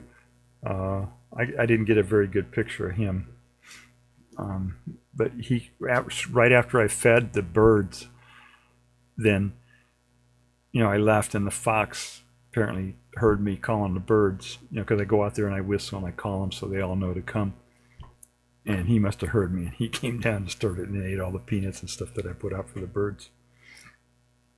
But yeah, that was kind of cool. I thought that was cool that they eat on my hand. I got that to happen once before, a couple years ago. I got a chickadee to eat on my hand like that. And sometimes I can get the chipmunks to eat out of my hand if I sit down and I'm really still and I put a peanut in my hand, they'll come and eat the peanut out of my hand. So that's kind of cool. What else was I talking about today? Yeah, my harvest. That's kind of boring, but yeah, talking about my all the different food that I've been harvesting and stuff like that, and how to clean pans. If you ever want to clean, if you get a pan that you burnt, you know that you. I had a steam cooker that I ended up burning a bunch of stuff. I mean, it's just completely burnt. I mean, there's no way to get it. You couldn't scrub it off or anything. What you do is you just take the pan, stick it on the stove, and turn it up to high for like 10 minutes. And it'll completely turn all that stuff into ash and vaporize it. And it all goes away and you end up with a little coating of ash at the bottom. But the pan is just mostly clean after that. It's kind of discolored because of the heat and stuff like that. But if you ever want to clean a pan that you totally screwed up and totally like caramelized burnt stuff on the bottom of it and want to clean it up, that's a quick way to do it. Just stick it on the stove, turn it on high for 10 minutes. I demonstrated that this morning, kind of halfway. So, oh yeah, I forgot to ask everybody to please follow. I'm not affiliate yet. I'm still trying to get affiliate, and there are a whole bunch of things that I can't do on my channel yet. So if you can, folks can give me a follow, I'd appreciate it. And what else? Oh, I was talking about Einstein. Yeah, this is a sciencey thing. The last stream I did was a kind of a science stream where I talked about gravity. Einstein had this idea where he said that gravity and acceleration were the same thing. So like, when you're driving in your car and you punch the gas and it throws you back in your seat, that feeling of acceleration, like if you were up in a rocket ship and the rocket ship did that and it did it for a long time and it did it so fast that you felt 1g of force in the rocket, that's equivalent to gravity on Earth. And that's how he figured out all his relativity stuff, or at least how he figured out his general relativity. It's kind of technical, but anyway, I did a whole stream on that, and I was trying to explain that a little bit more details on that. And my fall harvest, yeah, that was another thing. We had a hard frost here night before last, got down into the early or low 20s. But I was able to save my kale and my broccoli plant. Oh, and we got some pollinators too. You want to see some pictures of the pollinators, all the bees and stuff that come to my garden? Here we go. Let's see here. You see that? These are that little guy right there. This bee right here. I don't know if you can see him. Can you see that there? You can see that, right? That little guy. He actually survived 2 nights of the hard frost. Yeah, I saw him out there this morning. That little guy. So, and there were like before the hard frost, we had like 3 or 4 different species of honeybee and 2 different bumblebees that were out there. There's a bumblebee. See him? You see that? That right there. That's a bumblebee. And I have two different species of bumblebees that have come. I don't know if you can see that. You can see that, right? Maybe. And what I did on this, I had this broccoli plant that just got beat up. I mean, it was just it wasn't doing well at all. We had all kinds of different critters and stuff eating it and everything, and I didn't get hardly any broccoli off of it at all. So what I decided to do was just to let it go to seed. There's a little bumblebee. I decided to let it go to seed so we could feed some of the pollinators around here, because it's so cold, there aren't that many flowers left. And so oh, there it is. That guy right there. Oh, that's a different species altogether, that one. Let's see here. Yeah, see, you can see several different species there. But anyway, I figured out there were at least 4 different hives around here that were still going. And I got a whole bunch of them because I put these flowers out there because there just aren't enough flowers for the pollinators. And after the hard freeze, then I had 1 bee species. I think it was this guy here, which you can see, that came back after the hard freeze. And then when I pulled the plastic off of my, I cover my plants in plastic at night to try to keep them alive, keep them from freezing. And I pulled the plastic away, and there was a bumblebee in there. And I had a whole adventure with him trying to keep him alive. I think I made him survive. I pulled the plastic off, and he flew away. I thought, okay, he went back to his nest or whatever, his hive. And then I went out there and harvested a bunch of tomatoes and stuff and brought them in here and stuck them in a sink and was washing them. And it turned out he was on the side of the the basket that I had brought all the tomatoes in there with. So I carefully took them back outside again, took a little hot bottle of water and put it under there to help warm them up because it's still kind of cold outside. And so I stuck them out in the sun. I think it was this one. No, it was another one. But anyway, he eventually flew away. He recovered enough that he flew away. He warmed up and was able to fly away. So that was a little story I had to tell. I've got some pictures of that somewhere, but I'm not organized enough to put them out here. But oh, maybe that's the guy right there. Is that him? There, see that one there? That's one of them. I think no, that wasn't the one that I saved. But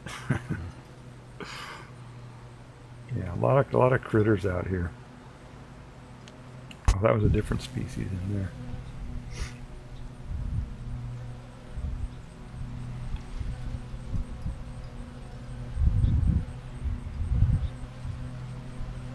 Oh, there's one. There's another one. Let me see what else I got here. Oh, and I was doing some road trips.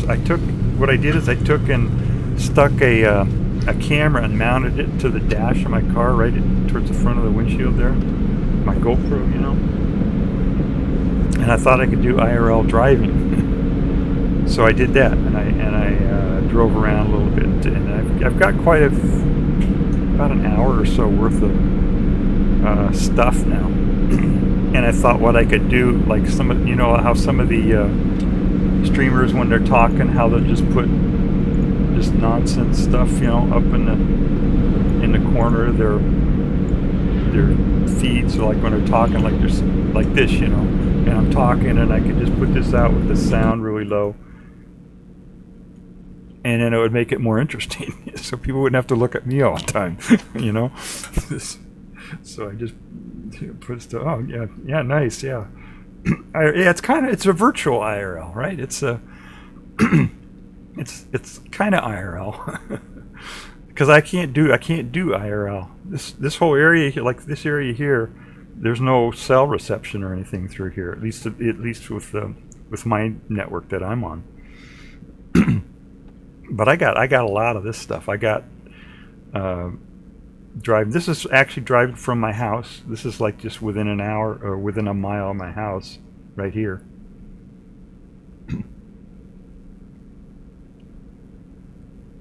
And look at it! Look at how beautiful that is. It's just gorgeous. This fall foliage is really. And of course we've got a whole bunch of, we call them leaf peepers around here. When we get all these people driving up from the south, from Massachusetts or New York or whatever, and they come up here. We call them leaf peepers. They come up here to look at all the fall foliage. And we had a pretty good season. We had some pretty good fall foliage or whatever. It's still pretty good. It's past peak now, but it's still beautiful, And we had some wind and rain and stuff, and that the wind knocks the the leaves down a little bit, but there's still quite a bit. It's also fun. You can look at all the different political signs that people put up. You know, everybody, because we're coming up with the election, so that's kind of fun too, to look at on the side and see who's putting up their signs. I got my sign the other day. I asked, which was it? You know, I didn't want to vote for the main ones. You know, I know I'm kind of anti everything, so I didn't want to vote for the main ones, and so I called the Cordell West and asked him, his campaign, to send me a sign that I could put out. And you know, I was trying to figure out if his whole campaign is, oh, he wants to help poor people, you know, right? That's his thing, right? And so I was trying to figure out, oh, is it a real deal or not, you know? So I contacted his thing, and I said, you know, I'd like to put your sign up, but I don't have any money to buy, and I don't. It's true, I don't have any money to spend on a sign, and because he was charging $20 for his yard sign, and I said, can you please send me a yard sign for free, because I don't have any money to buy it. And for a long time they didn't send it, and I guess it was just because they were out of the signs. But he actually sent me one for free, and I got one.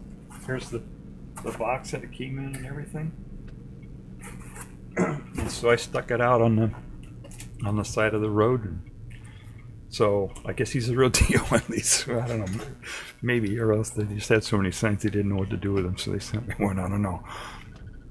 So this is this is Route 10 down by the Connecticut River. Then is just to the to the left of this road right here. This is Main Street in Orford, little town that I live in, and it's really beautiful. I mean, it's in the winter when all these trees are covered with snow and stuff. It really looks beautiful. It's just really gorgeous.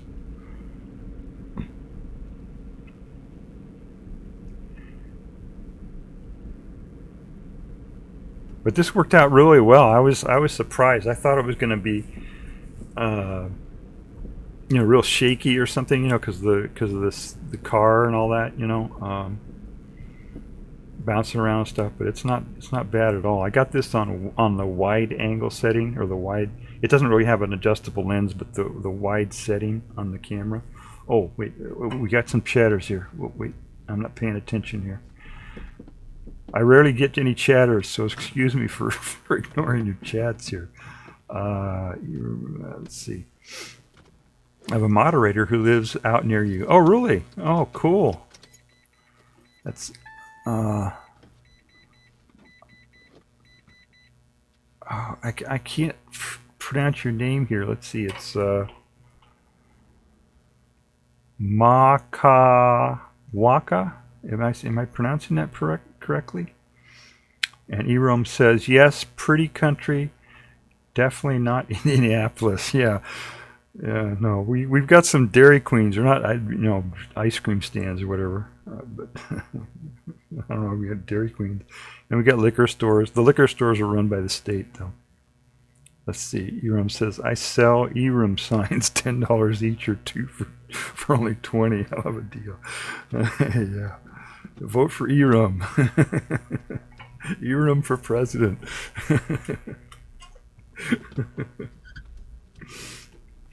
Oh, let me turn up the sound. Have you ever heard what an electric car sounds like? Oh, let me run this backwards. Yeah. This is what it sounds like for an electric car. Let's see here. Turn it way up.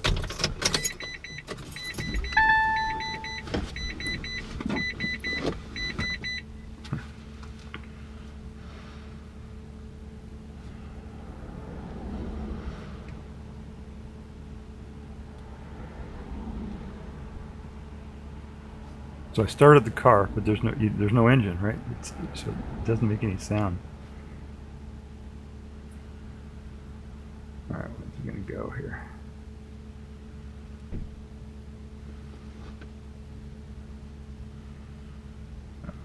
What was that move for here?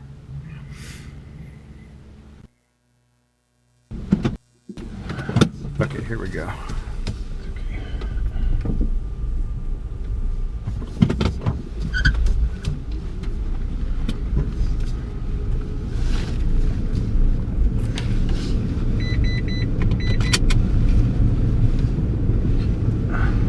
That's it. It doesn't. There's no engine noise at all. It's pretty cool.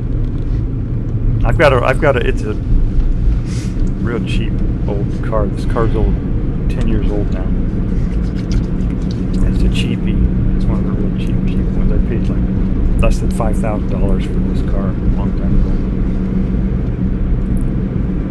But it's really quiet for. If you want a quiet car, get an electric car because they're really quiet. But this one picks up a lot of road noise and stuff. It's not really that, designed to be a luxury car or anything like that. Okay, so now I'm heading. Let's see, I'm heading south now on this road, and the Connecticut River is on the right. And I think I have some. As I'm driving here, there's some. I think there's some scenes where you can see the Connecticut River, or at least little estuaries or something from the Connecticut River along this little route here.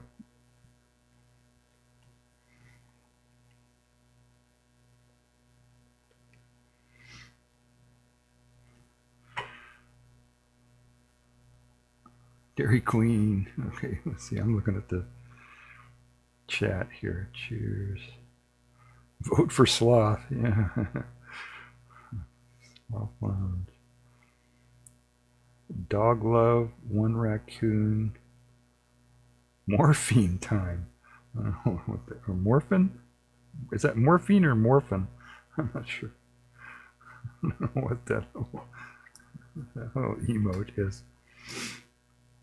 God, this is a nice day too. Look at this. It looks like I'm driving really fast, but this is like 30 miles an hour right here. 30, 35 miles an hour, something like that.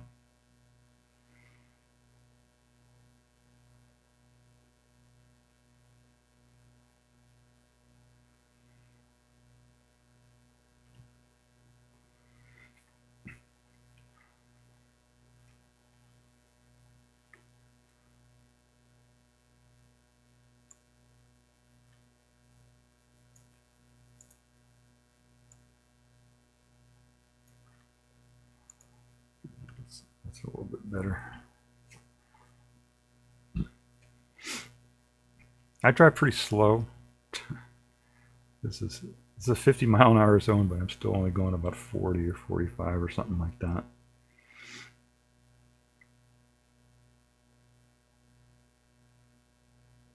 I like to drive slow because there's so many critters around here. I don't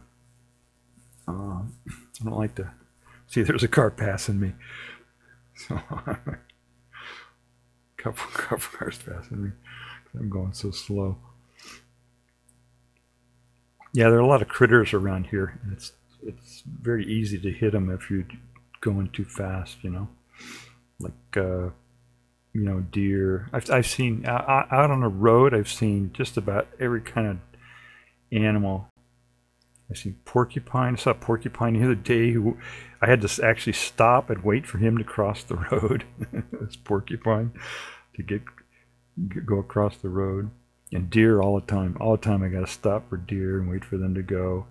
And squirrels and just all kinds of possums.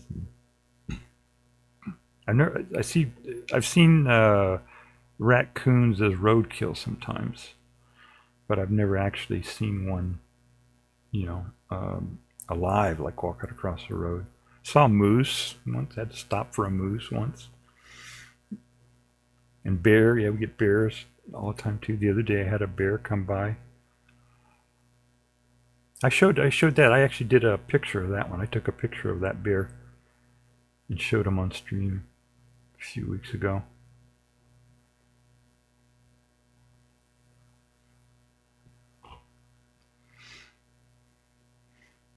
So this is heading down from where I'm at. I go south. So this is heading down towards Dartmouth. I'm sure you heard of Dartmouth, right? The big college. It's about an hour or half hour, an hour, something like that, south of where I'm at.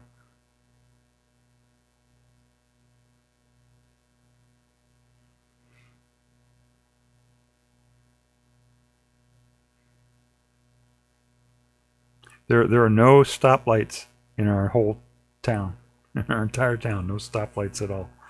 We've got just a couple stop signs, but no stoplights.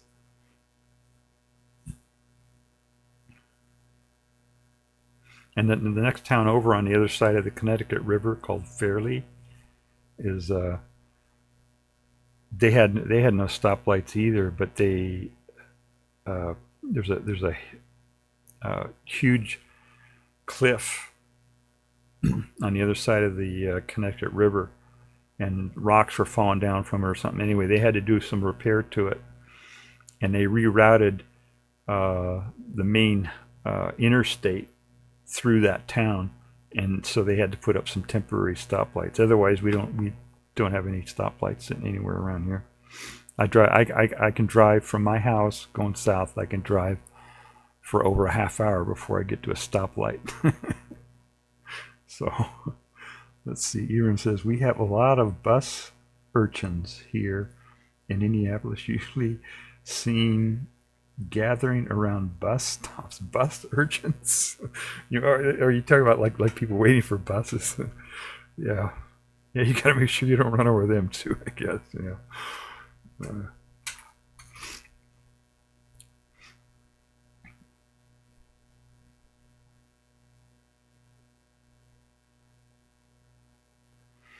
No, we get tractors that come out.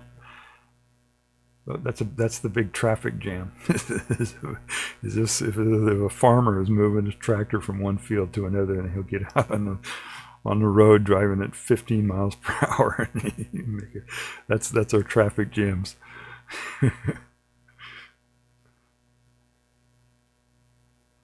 Whoa. Okay, I'm supposed to slow down to 35 here. I was only doing 40 anyway.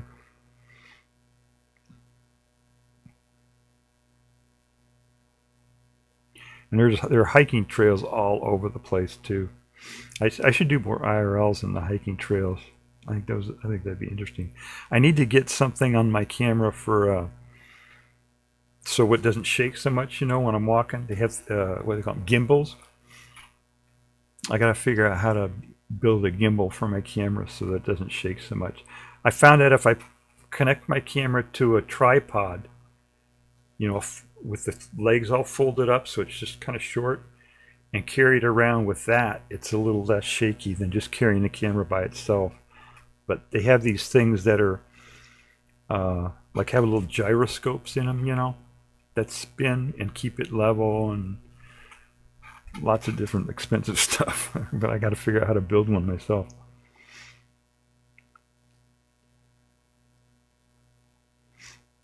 Let's see, there's a pond off to the, we already passed the estuary. That was back a little ways. You couldn't really see it. But there's a pond here on the right hand side.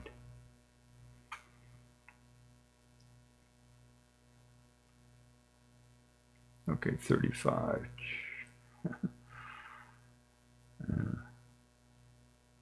Yeah, here we're coming up to it now. It's called Post Pond, I think.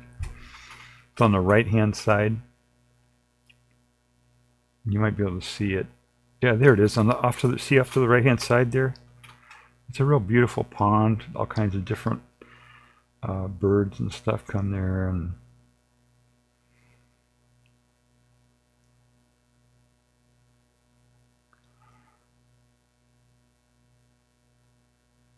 the turtles. There are turtles that apparently cross from the pond and go back and forth across the road. So they put little signs out there when when it's the season for the turtles that are wandering around, they put these little signs out that say turtle crossing for people. And I've seen one of them before, yeah. I've seen a painted turtle once I stopped for. I actually stopped and moved him out of the road because he was taking his time getting out of the road. So You have to make sure the type of turtle that you approach, though, because they have different types. There's snapping turtles they have around here too. When I lived in California, I never even heard of what a snapping turtle was because we didn't have such a thing back in the West Coast. But when I moved out here, I learned that they have a thing called a snapping turtle, and you don't want to touch them at all. You don't want to go near them. Eram says, I use a handheld, folded up tripod for my IRL streams. Much easier to hold than just holding the phone in your hand. Yeah.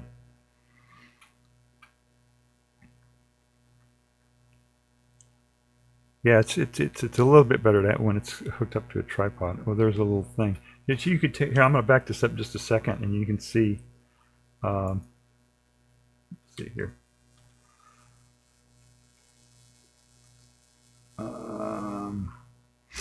See, it looks like I'm going really fast here. But see this little sign here? It says how fast you're going there. It says 31. I don't know if you can see that. Let me show you this.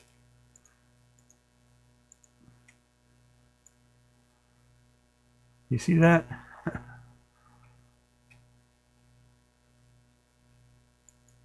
See, it says I'm only going 31 miles per hour here.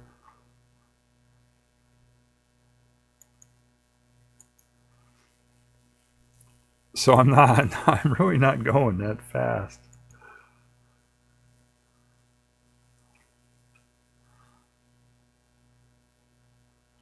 All right, how do I get rid of this? Oh, shit. Whoops. Well, there's a guy at the tractor. I was telling you about that. I know that guy, actually. I forget his name now. But I haven't seen him in years and years and years. All right, I'm sorry. I messed up this thing to try to show you that. Let me see if I can get it back again. There we go. So yeah, I was only going 31 miles an hour, but it looks like I'm going like 60 or something. It's because of this wide angle camera. It makes it look like you're going a lot faster than you actually are.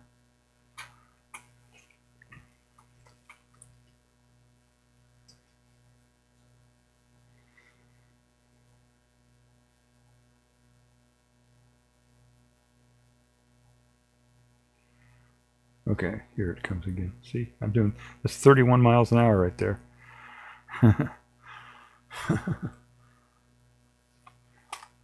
Right. So this is about 28 miles an hour right here. So it looks a lot faster than it actually is. Yeah, there's the guy in the tractor.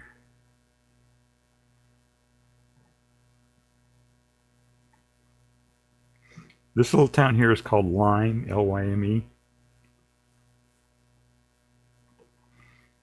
And it's another, small town. There's a really nice ski area. When I was alpine, I used to ski alpine skiing. Now I just do cross country skiing. But when I was skiing alpine skiing, if you turn right here, if I turn left at this point here and follow that road a few miles up, there's a ski area that's apparently owned by Dartmouth College or something, but they open it to the public. It's just a small little ski area, but it's pretty nice.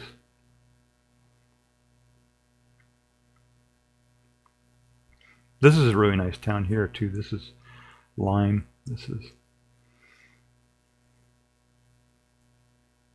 It's kind of Hanover is where the Dartmouth College is at. They're an Ivy League college, right? So it's all wealthy people and stuff like that. And so that's Hanover. That's where all the wealthy people live, and they got, it's a different culture. It's more wealthy people, I guess. And then so as you go, the further you go north, the more rural and the more pedestrian it becomes. So Hanover is like the main where all the wealthy people live, and then Lyme is a little bit. It's a nice place, but it's a little bit less expensive than Hanover. And then where I'm at is Orford, That's even less. And then you go north of where I'm at, and that's where the Walmart is. You know, it's in oh, let's see. Eram says 31 in a 30-mile zone. That'd be speeding. No, I made it down to 28 before I hit the 30-mile-per-hour sign there. I promised I wasn't speeding. Peekaboo says, looks like where I live. Oh, nice. That's cool. Yeah, it's very pretty around here. It's very nice. You know, and the Four Seasons is nice too. When I lived in California, there were no seasons. There was in the winter it was wet, and then the rest of it was sunny, and those are the two seasons, sunny and wet in California. But out here we got the fall, this beautiful fall, and then we have winter, and then we have mud season in the spring, and in summer where it's really hot and muggy.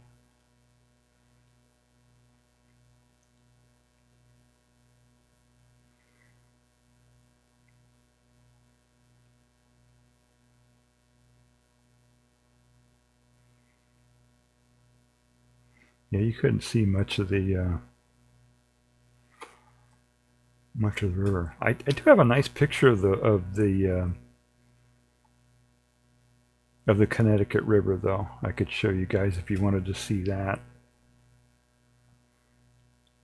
I took a picture of it. I went over the bridge where my town is. There's a bridge that goes over the Connecticut River, and I took a picture.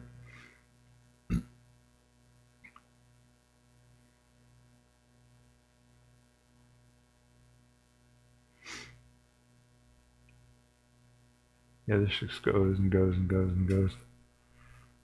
I can speed this up. Now I'm speedy. Now I'll get a ticket.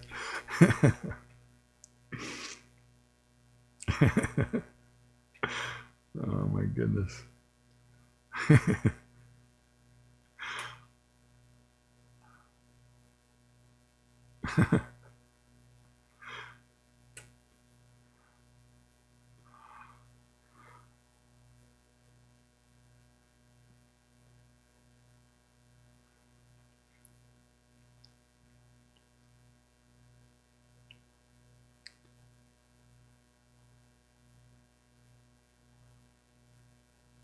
I think this is Hanover now. I think we're, I don't know, maybe another mile or so, then we're actually in Hanover.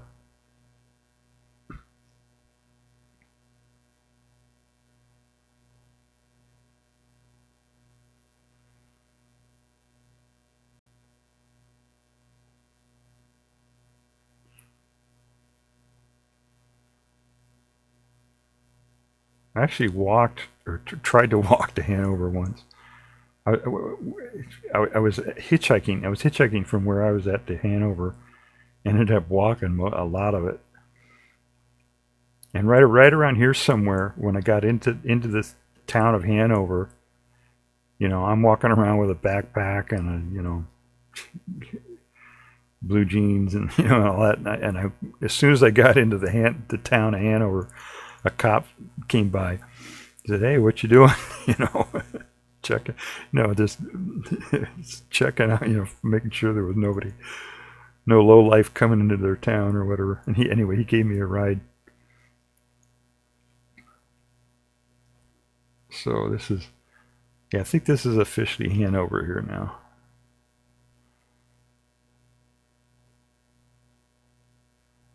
This is going down a downgrade here.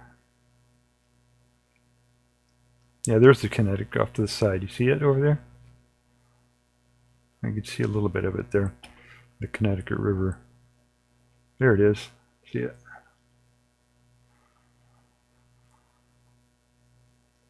There's the Connecticut River.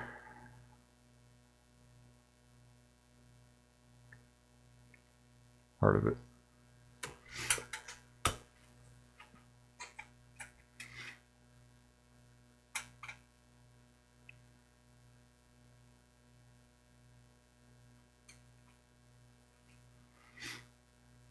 I'll speed it up again.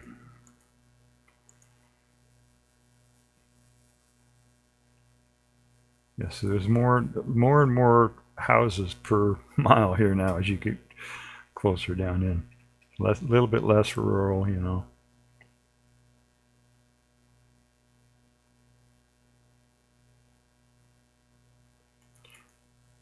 There we go. There's Connecticut off to the side there.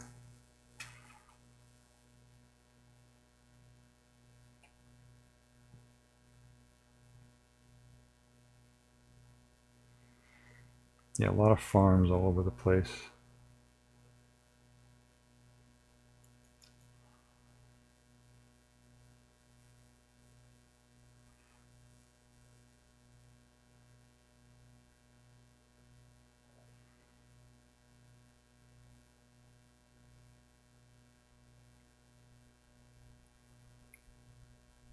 Okay, and this is a upgrade uphill here, really steep now. And once you get to the top of this hill, then you're right in Hanover proper, you know, the actual, you know, more densely populated area or whatever.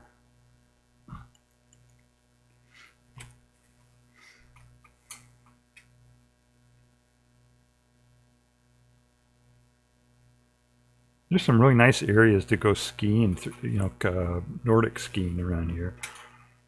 But I don't know if they let out-of-towners in to do that or not. I see people doing that all the time. In the winter, they do skiing through here.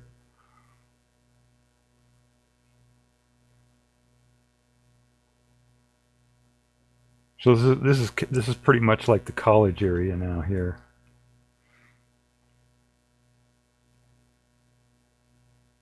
The college itself is another mile or so up, but it's, you know, it's a college town, so that's, if you've ever lived in a college town, you know what I'm talking about. It's a different culture and everything.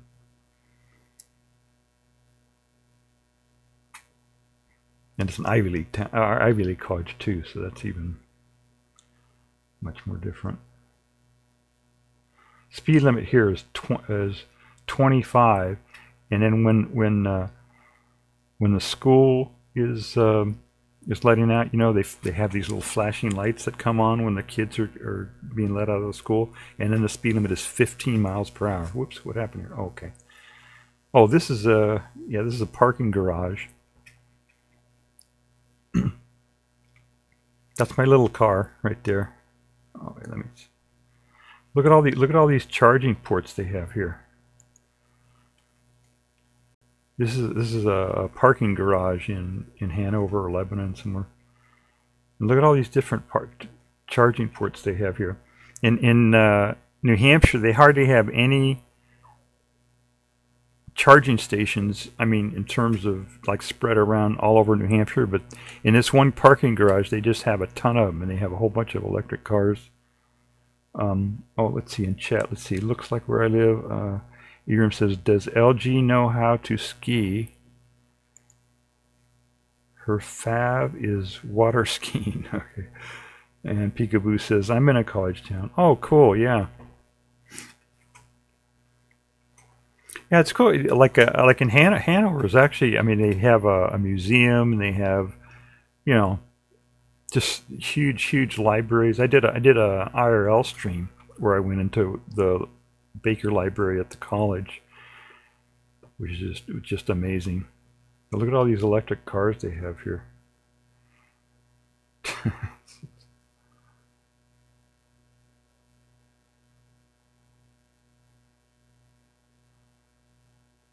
Some of these are hybrid. They're not, you know, full electric or whatever. But oh, there's a Mustang. Look at a Mustang electric. Couple Mustangs there. Anybody else have an electric car? Let's see. Peekaboo says, LOL, my town has 2 gas stations and a Dollar General. Yeah. So, okay, what do we got here? Oh, okay, this is the college here. Let's see. Yeah, this is the actual Dartmouth College here. Off to the side here is the medical part. They have a big medical school at Dartmouth. That's off to the right here. Did I say left? Right? Off to the right there is a huge medical college. And then the main college is in here.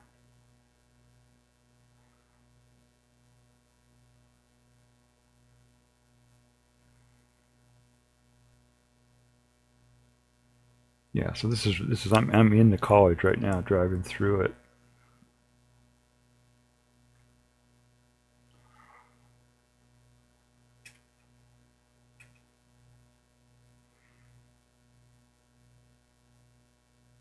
And this is an old college. This 1700, I think 1700 and something is when this thing was founded. So it's a very really old school. Been around a long time.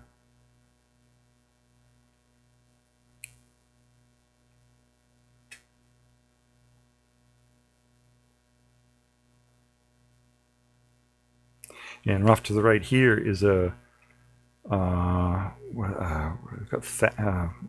forget the name of it.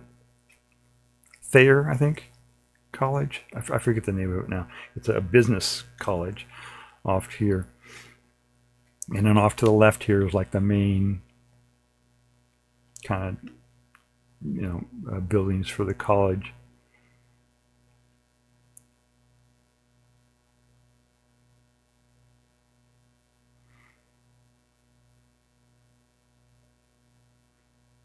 Yeah, my windshield was kind of dusty or whatever, and I was trying to wash it off because the sun was right in my eyes.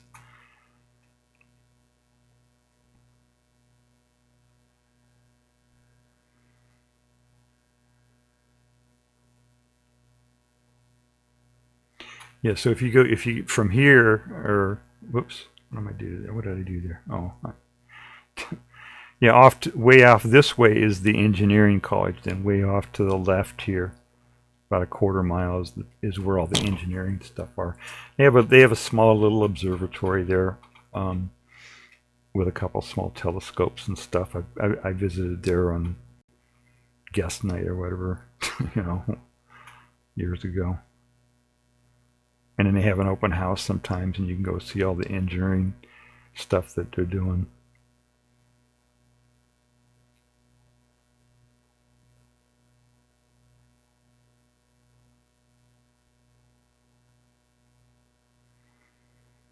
This here is the main. This is Hanover Inn. It's a main, where people stay when they're.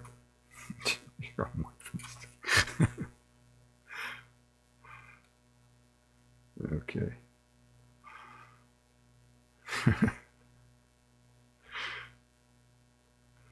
There we go. So yeah, that's the Hanover Inn. That's where the people stay, who are visiting, visiting professors or anybody who, mostly wealthy people, come and stay at that hotel.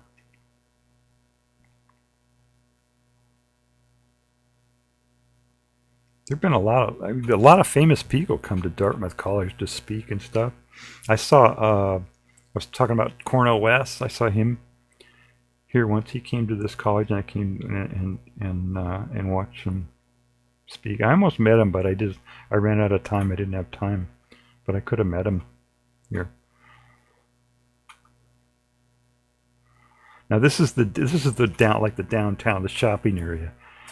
Right, so it's just a bunch of boutique shops and, just a bunch of little shops that cater to wealthy people. Let's see. Oh, Happy Nightmares. Where are you driving? Yeah, this is downtown Hanover, Dartmouth College.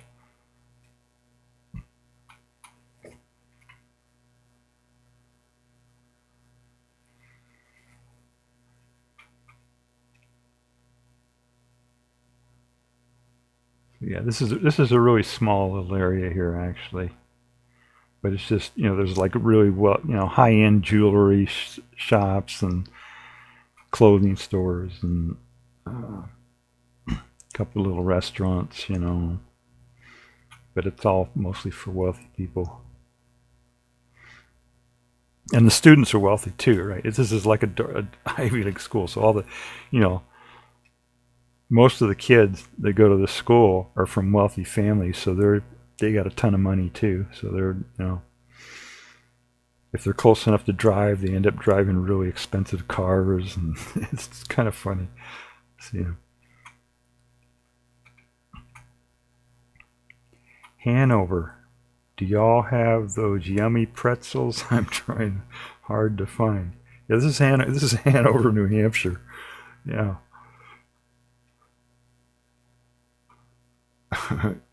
Yeah. Yeah, there are a lot of towns. It's funny, there are a lot of towns. This is Hanover. And then south of this town here is a town called Lebanon, which it's spelled the same as Lebanon. So there are a lot of towns here in New Hampshire that are, sound like towns in Europe, just because it's old. It's old. And when they first settled New England, they named a lot of the towns over after towns that were from Europe, where they came from.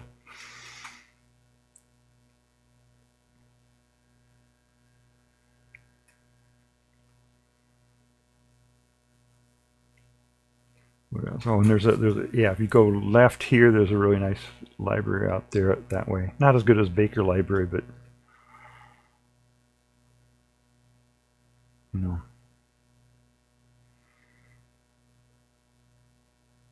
just mostly stuff for rich people.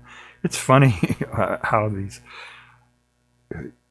the cultures work with wealthy people. They're always trying to get expensive cars and wear fancy clothes and stuff. Just trying to impress each other. Just I don't know. It's kind of funny.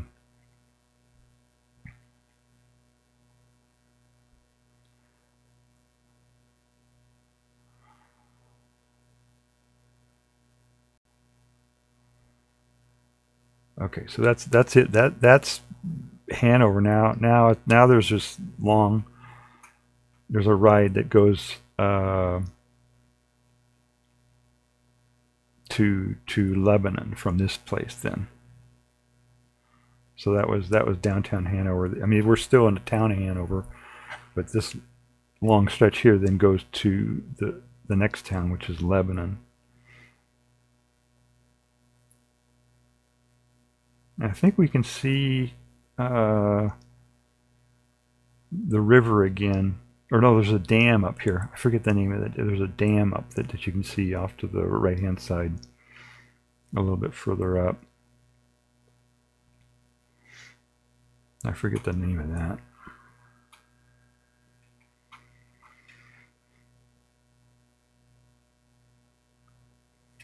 And most people around here do drive the speed limit. I've noticed that when you travel around different places, some places people don't even pay attention to the speed limit, but most of them around here follow the speed limit. We get out-of-towners sometimes who drive over the speed limit, but for the most part, people drive the speed limit. I think a lot of it is just because in the winter it's you can't drive too fast in the winter, and then when the weather is good, then you got animals. You got bears and deer and moose and stuff that can come out on the road, so you can't really drive too fast, or else you end up getting in a wreck.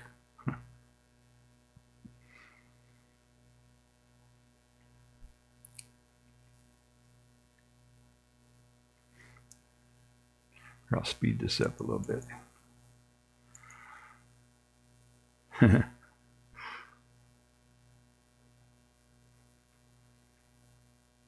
There, so this is about 90 miles an hour here.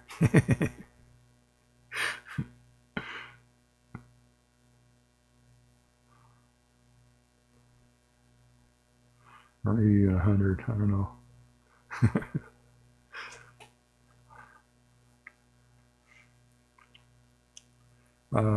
Happy Nightmare says, yeah, around here people go around 10 kilometers per hour faster than the limit, and if you don't, you're going slow. Yeah, and it's kind of dangerous. Yeah, you gotta go. There's that dam I was talking about. Whoops, let me back that up here. See. There it is. Yeah. I forget the name of that, but it's right over here is a dam across the river.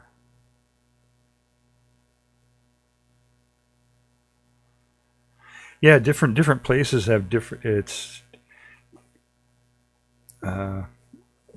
yeah, some places the speed limit is just a suggestion, and people just drive as fast as they can get away with. In other places, they just always do the limit.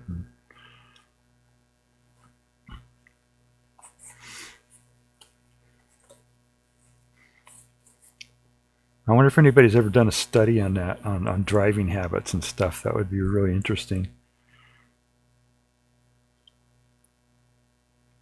To see driving cultures and stuff like that.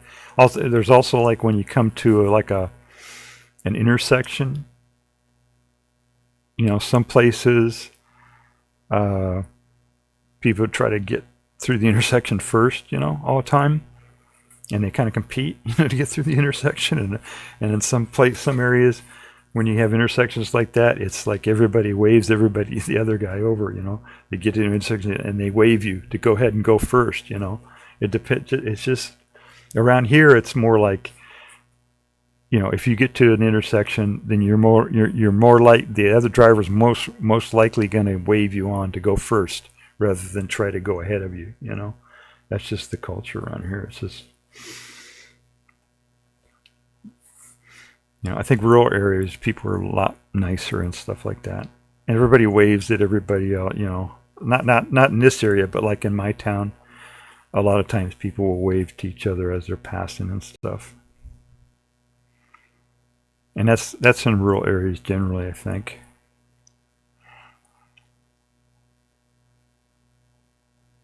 So this is Lebanon now. This is the town of Lebanon. So it's a lot more popular. It's a more populous town, and it's this is probably more like Eroomekim, Indiana, I think. this Lebanon,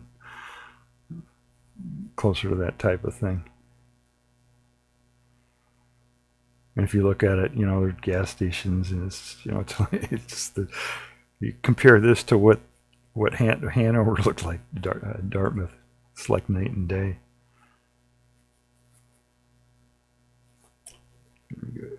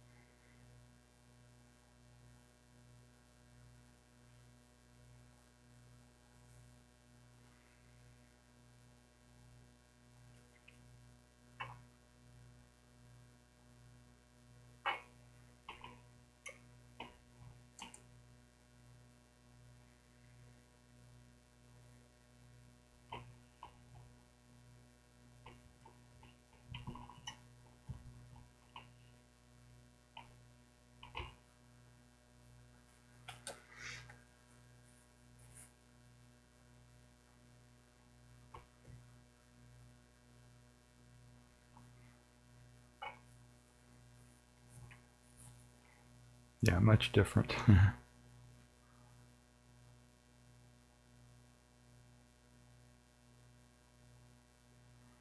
Actually, there's Lebanon and West Lebanon. I think this is West Lebanon, and I'm heading east right now on this road. If you keep following this road, then it turns into Lebanon. But this is West Lebanon, and they're actually two different towns. It's not like the west part of the town of Lebanon. The town is actually called West Lebanon.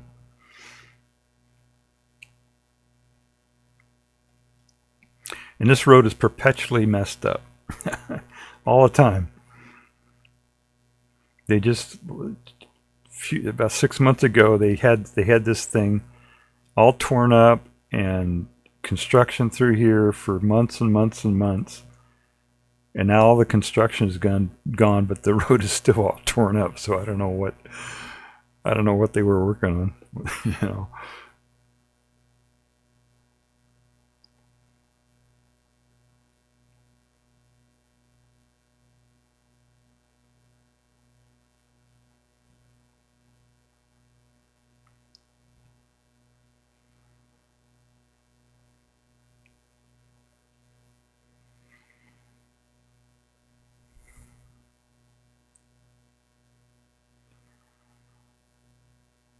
Okay, so right over this crest here, this hill, is like the main business district for the whole region around here, for the northern part of, or the middle part of New Hampshire.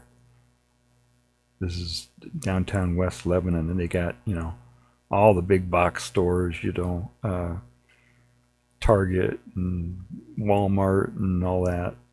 Where they got a Best Buy, Home Depot, you know, all that. That's where this area is here. So it's pretty much the same as what you'd see in any town, really. So.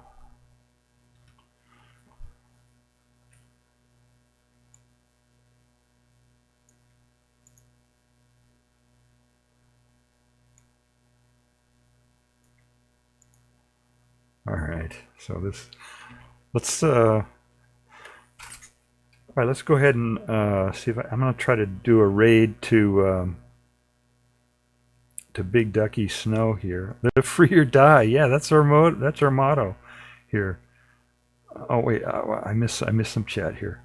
Happy Nightmare says, I find it neat how you pronounce Lebanon differently if it's the town or the country. Yeah, yeah. Around here it's called Lebanon, but it's spelled the same as Lebanon, the country. But they pronounce it Lebanon here. Live free or die. Yeah, that's our motto. I always found that license plate motto kind of intense. Yeah, that's the state motto. That's the whole thing. Yeah, live free or die. It's yeah, there are multiple ways to interpret that actually. But yeah, this is the big intersection here, and yeah, it's just a bunch. It's pretty much just any town here. All right, let me see if I can do I'm going to try to do a raid to Big Ducky Snow here because he's on. I don't know if I've typed the @ sign or not. Let's see. Is it still legal to drive with no seatbelt? Yeah. Yeah, it's you can drive a motorcycle with no helmet. You can drive around with no seatbelt. Yeah, it's yeah, any of that kind of stuff is. They were kind of slow in legalizing pot though. In fact, it's I think it's just medical marijuana here right now. It's not like legal to grow pot or anything here. So it's kind of hit and miss in terms of the freedom stuff.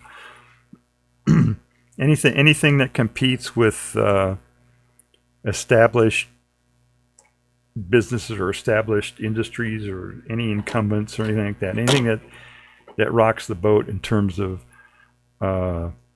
you know, competing with establishment stuff, it takes them like 20 years to figure out how to change that. And marijuana like is competes with the state-owned liquor stores, you know, so they're very reluctant to get that going.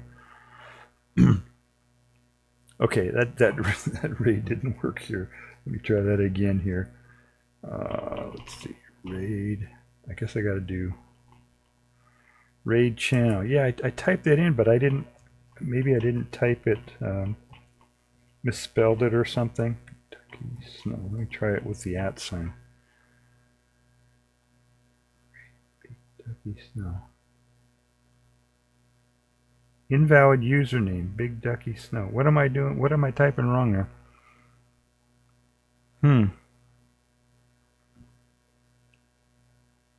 Oh, I see what I did wrong. Okay, I see what I did wrong.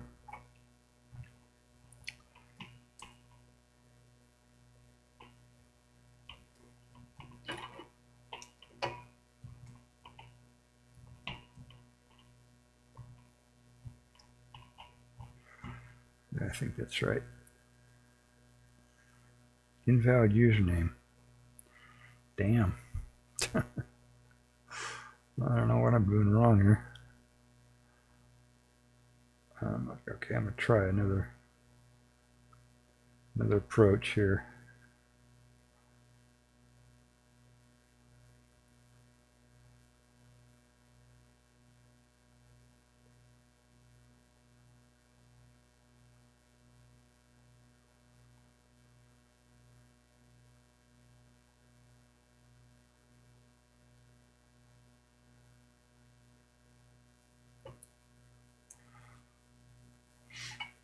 I usually don't get enough people to do to do a raid, so I don't know why that didn't work. Oh, maybe it didn't want the @ sign. I'm not really sure. Okay, so now I said I wanted to raid a channel, and it's giving me a raid browser here.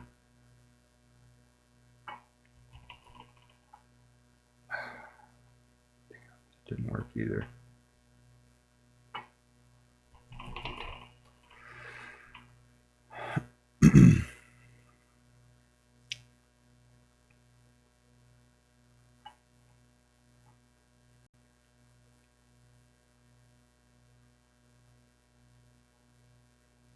By the way, these glasses weren't a choice. They were.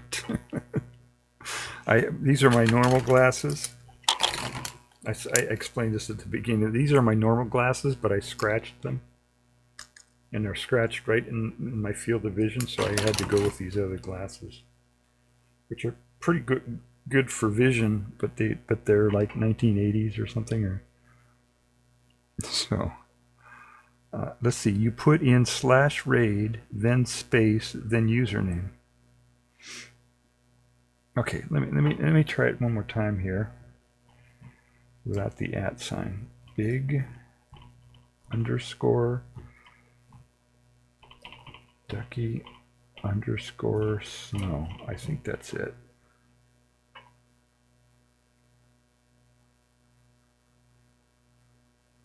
There we go. Okay, got the raid going. All right, so we're going to raid Big Ducky Snow. So appreciate if you can follow me on the raid. I'm not sure what he's doing at this point. I probably should have checked it out, but I'm guessing he's doing karaoke or something. I'm not sure. But I appreciate everyone coming here. I appreciate eRum for rating my channel. That's really appreciated. And thank you all for sticking around and watching my virtual IRL here. So here we go. Oh, I don't have a raid. Yeah, you know, just standard. I don't have a raid pasta here that we can do. But you guys figure it out, right? All right. Appreciate you all coming. And take care. We'll see you over there at Big Ducky Snow's channel. Bye-bye.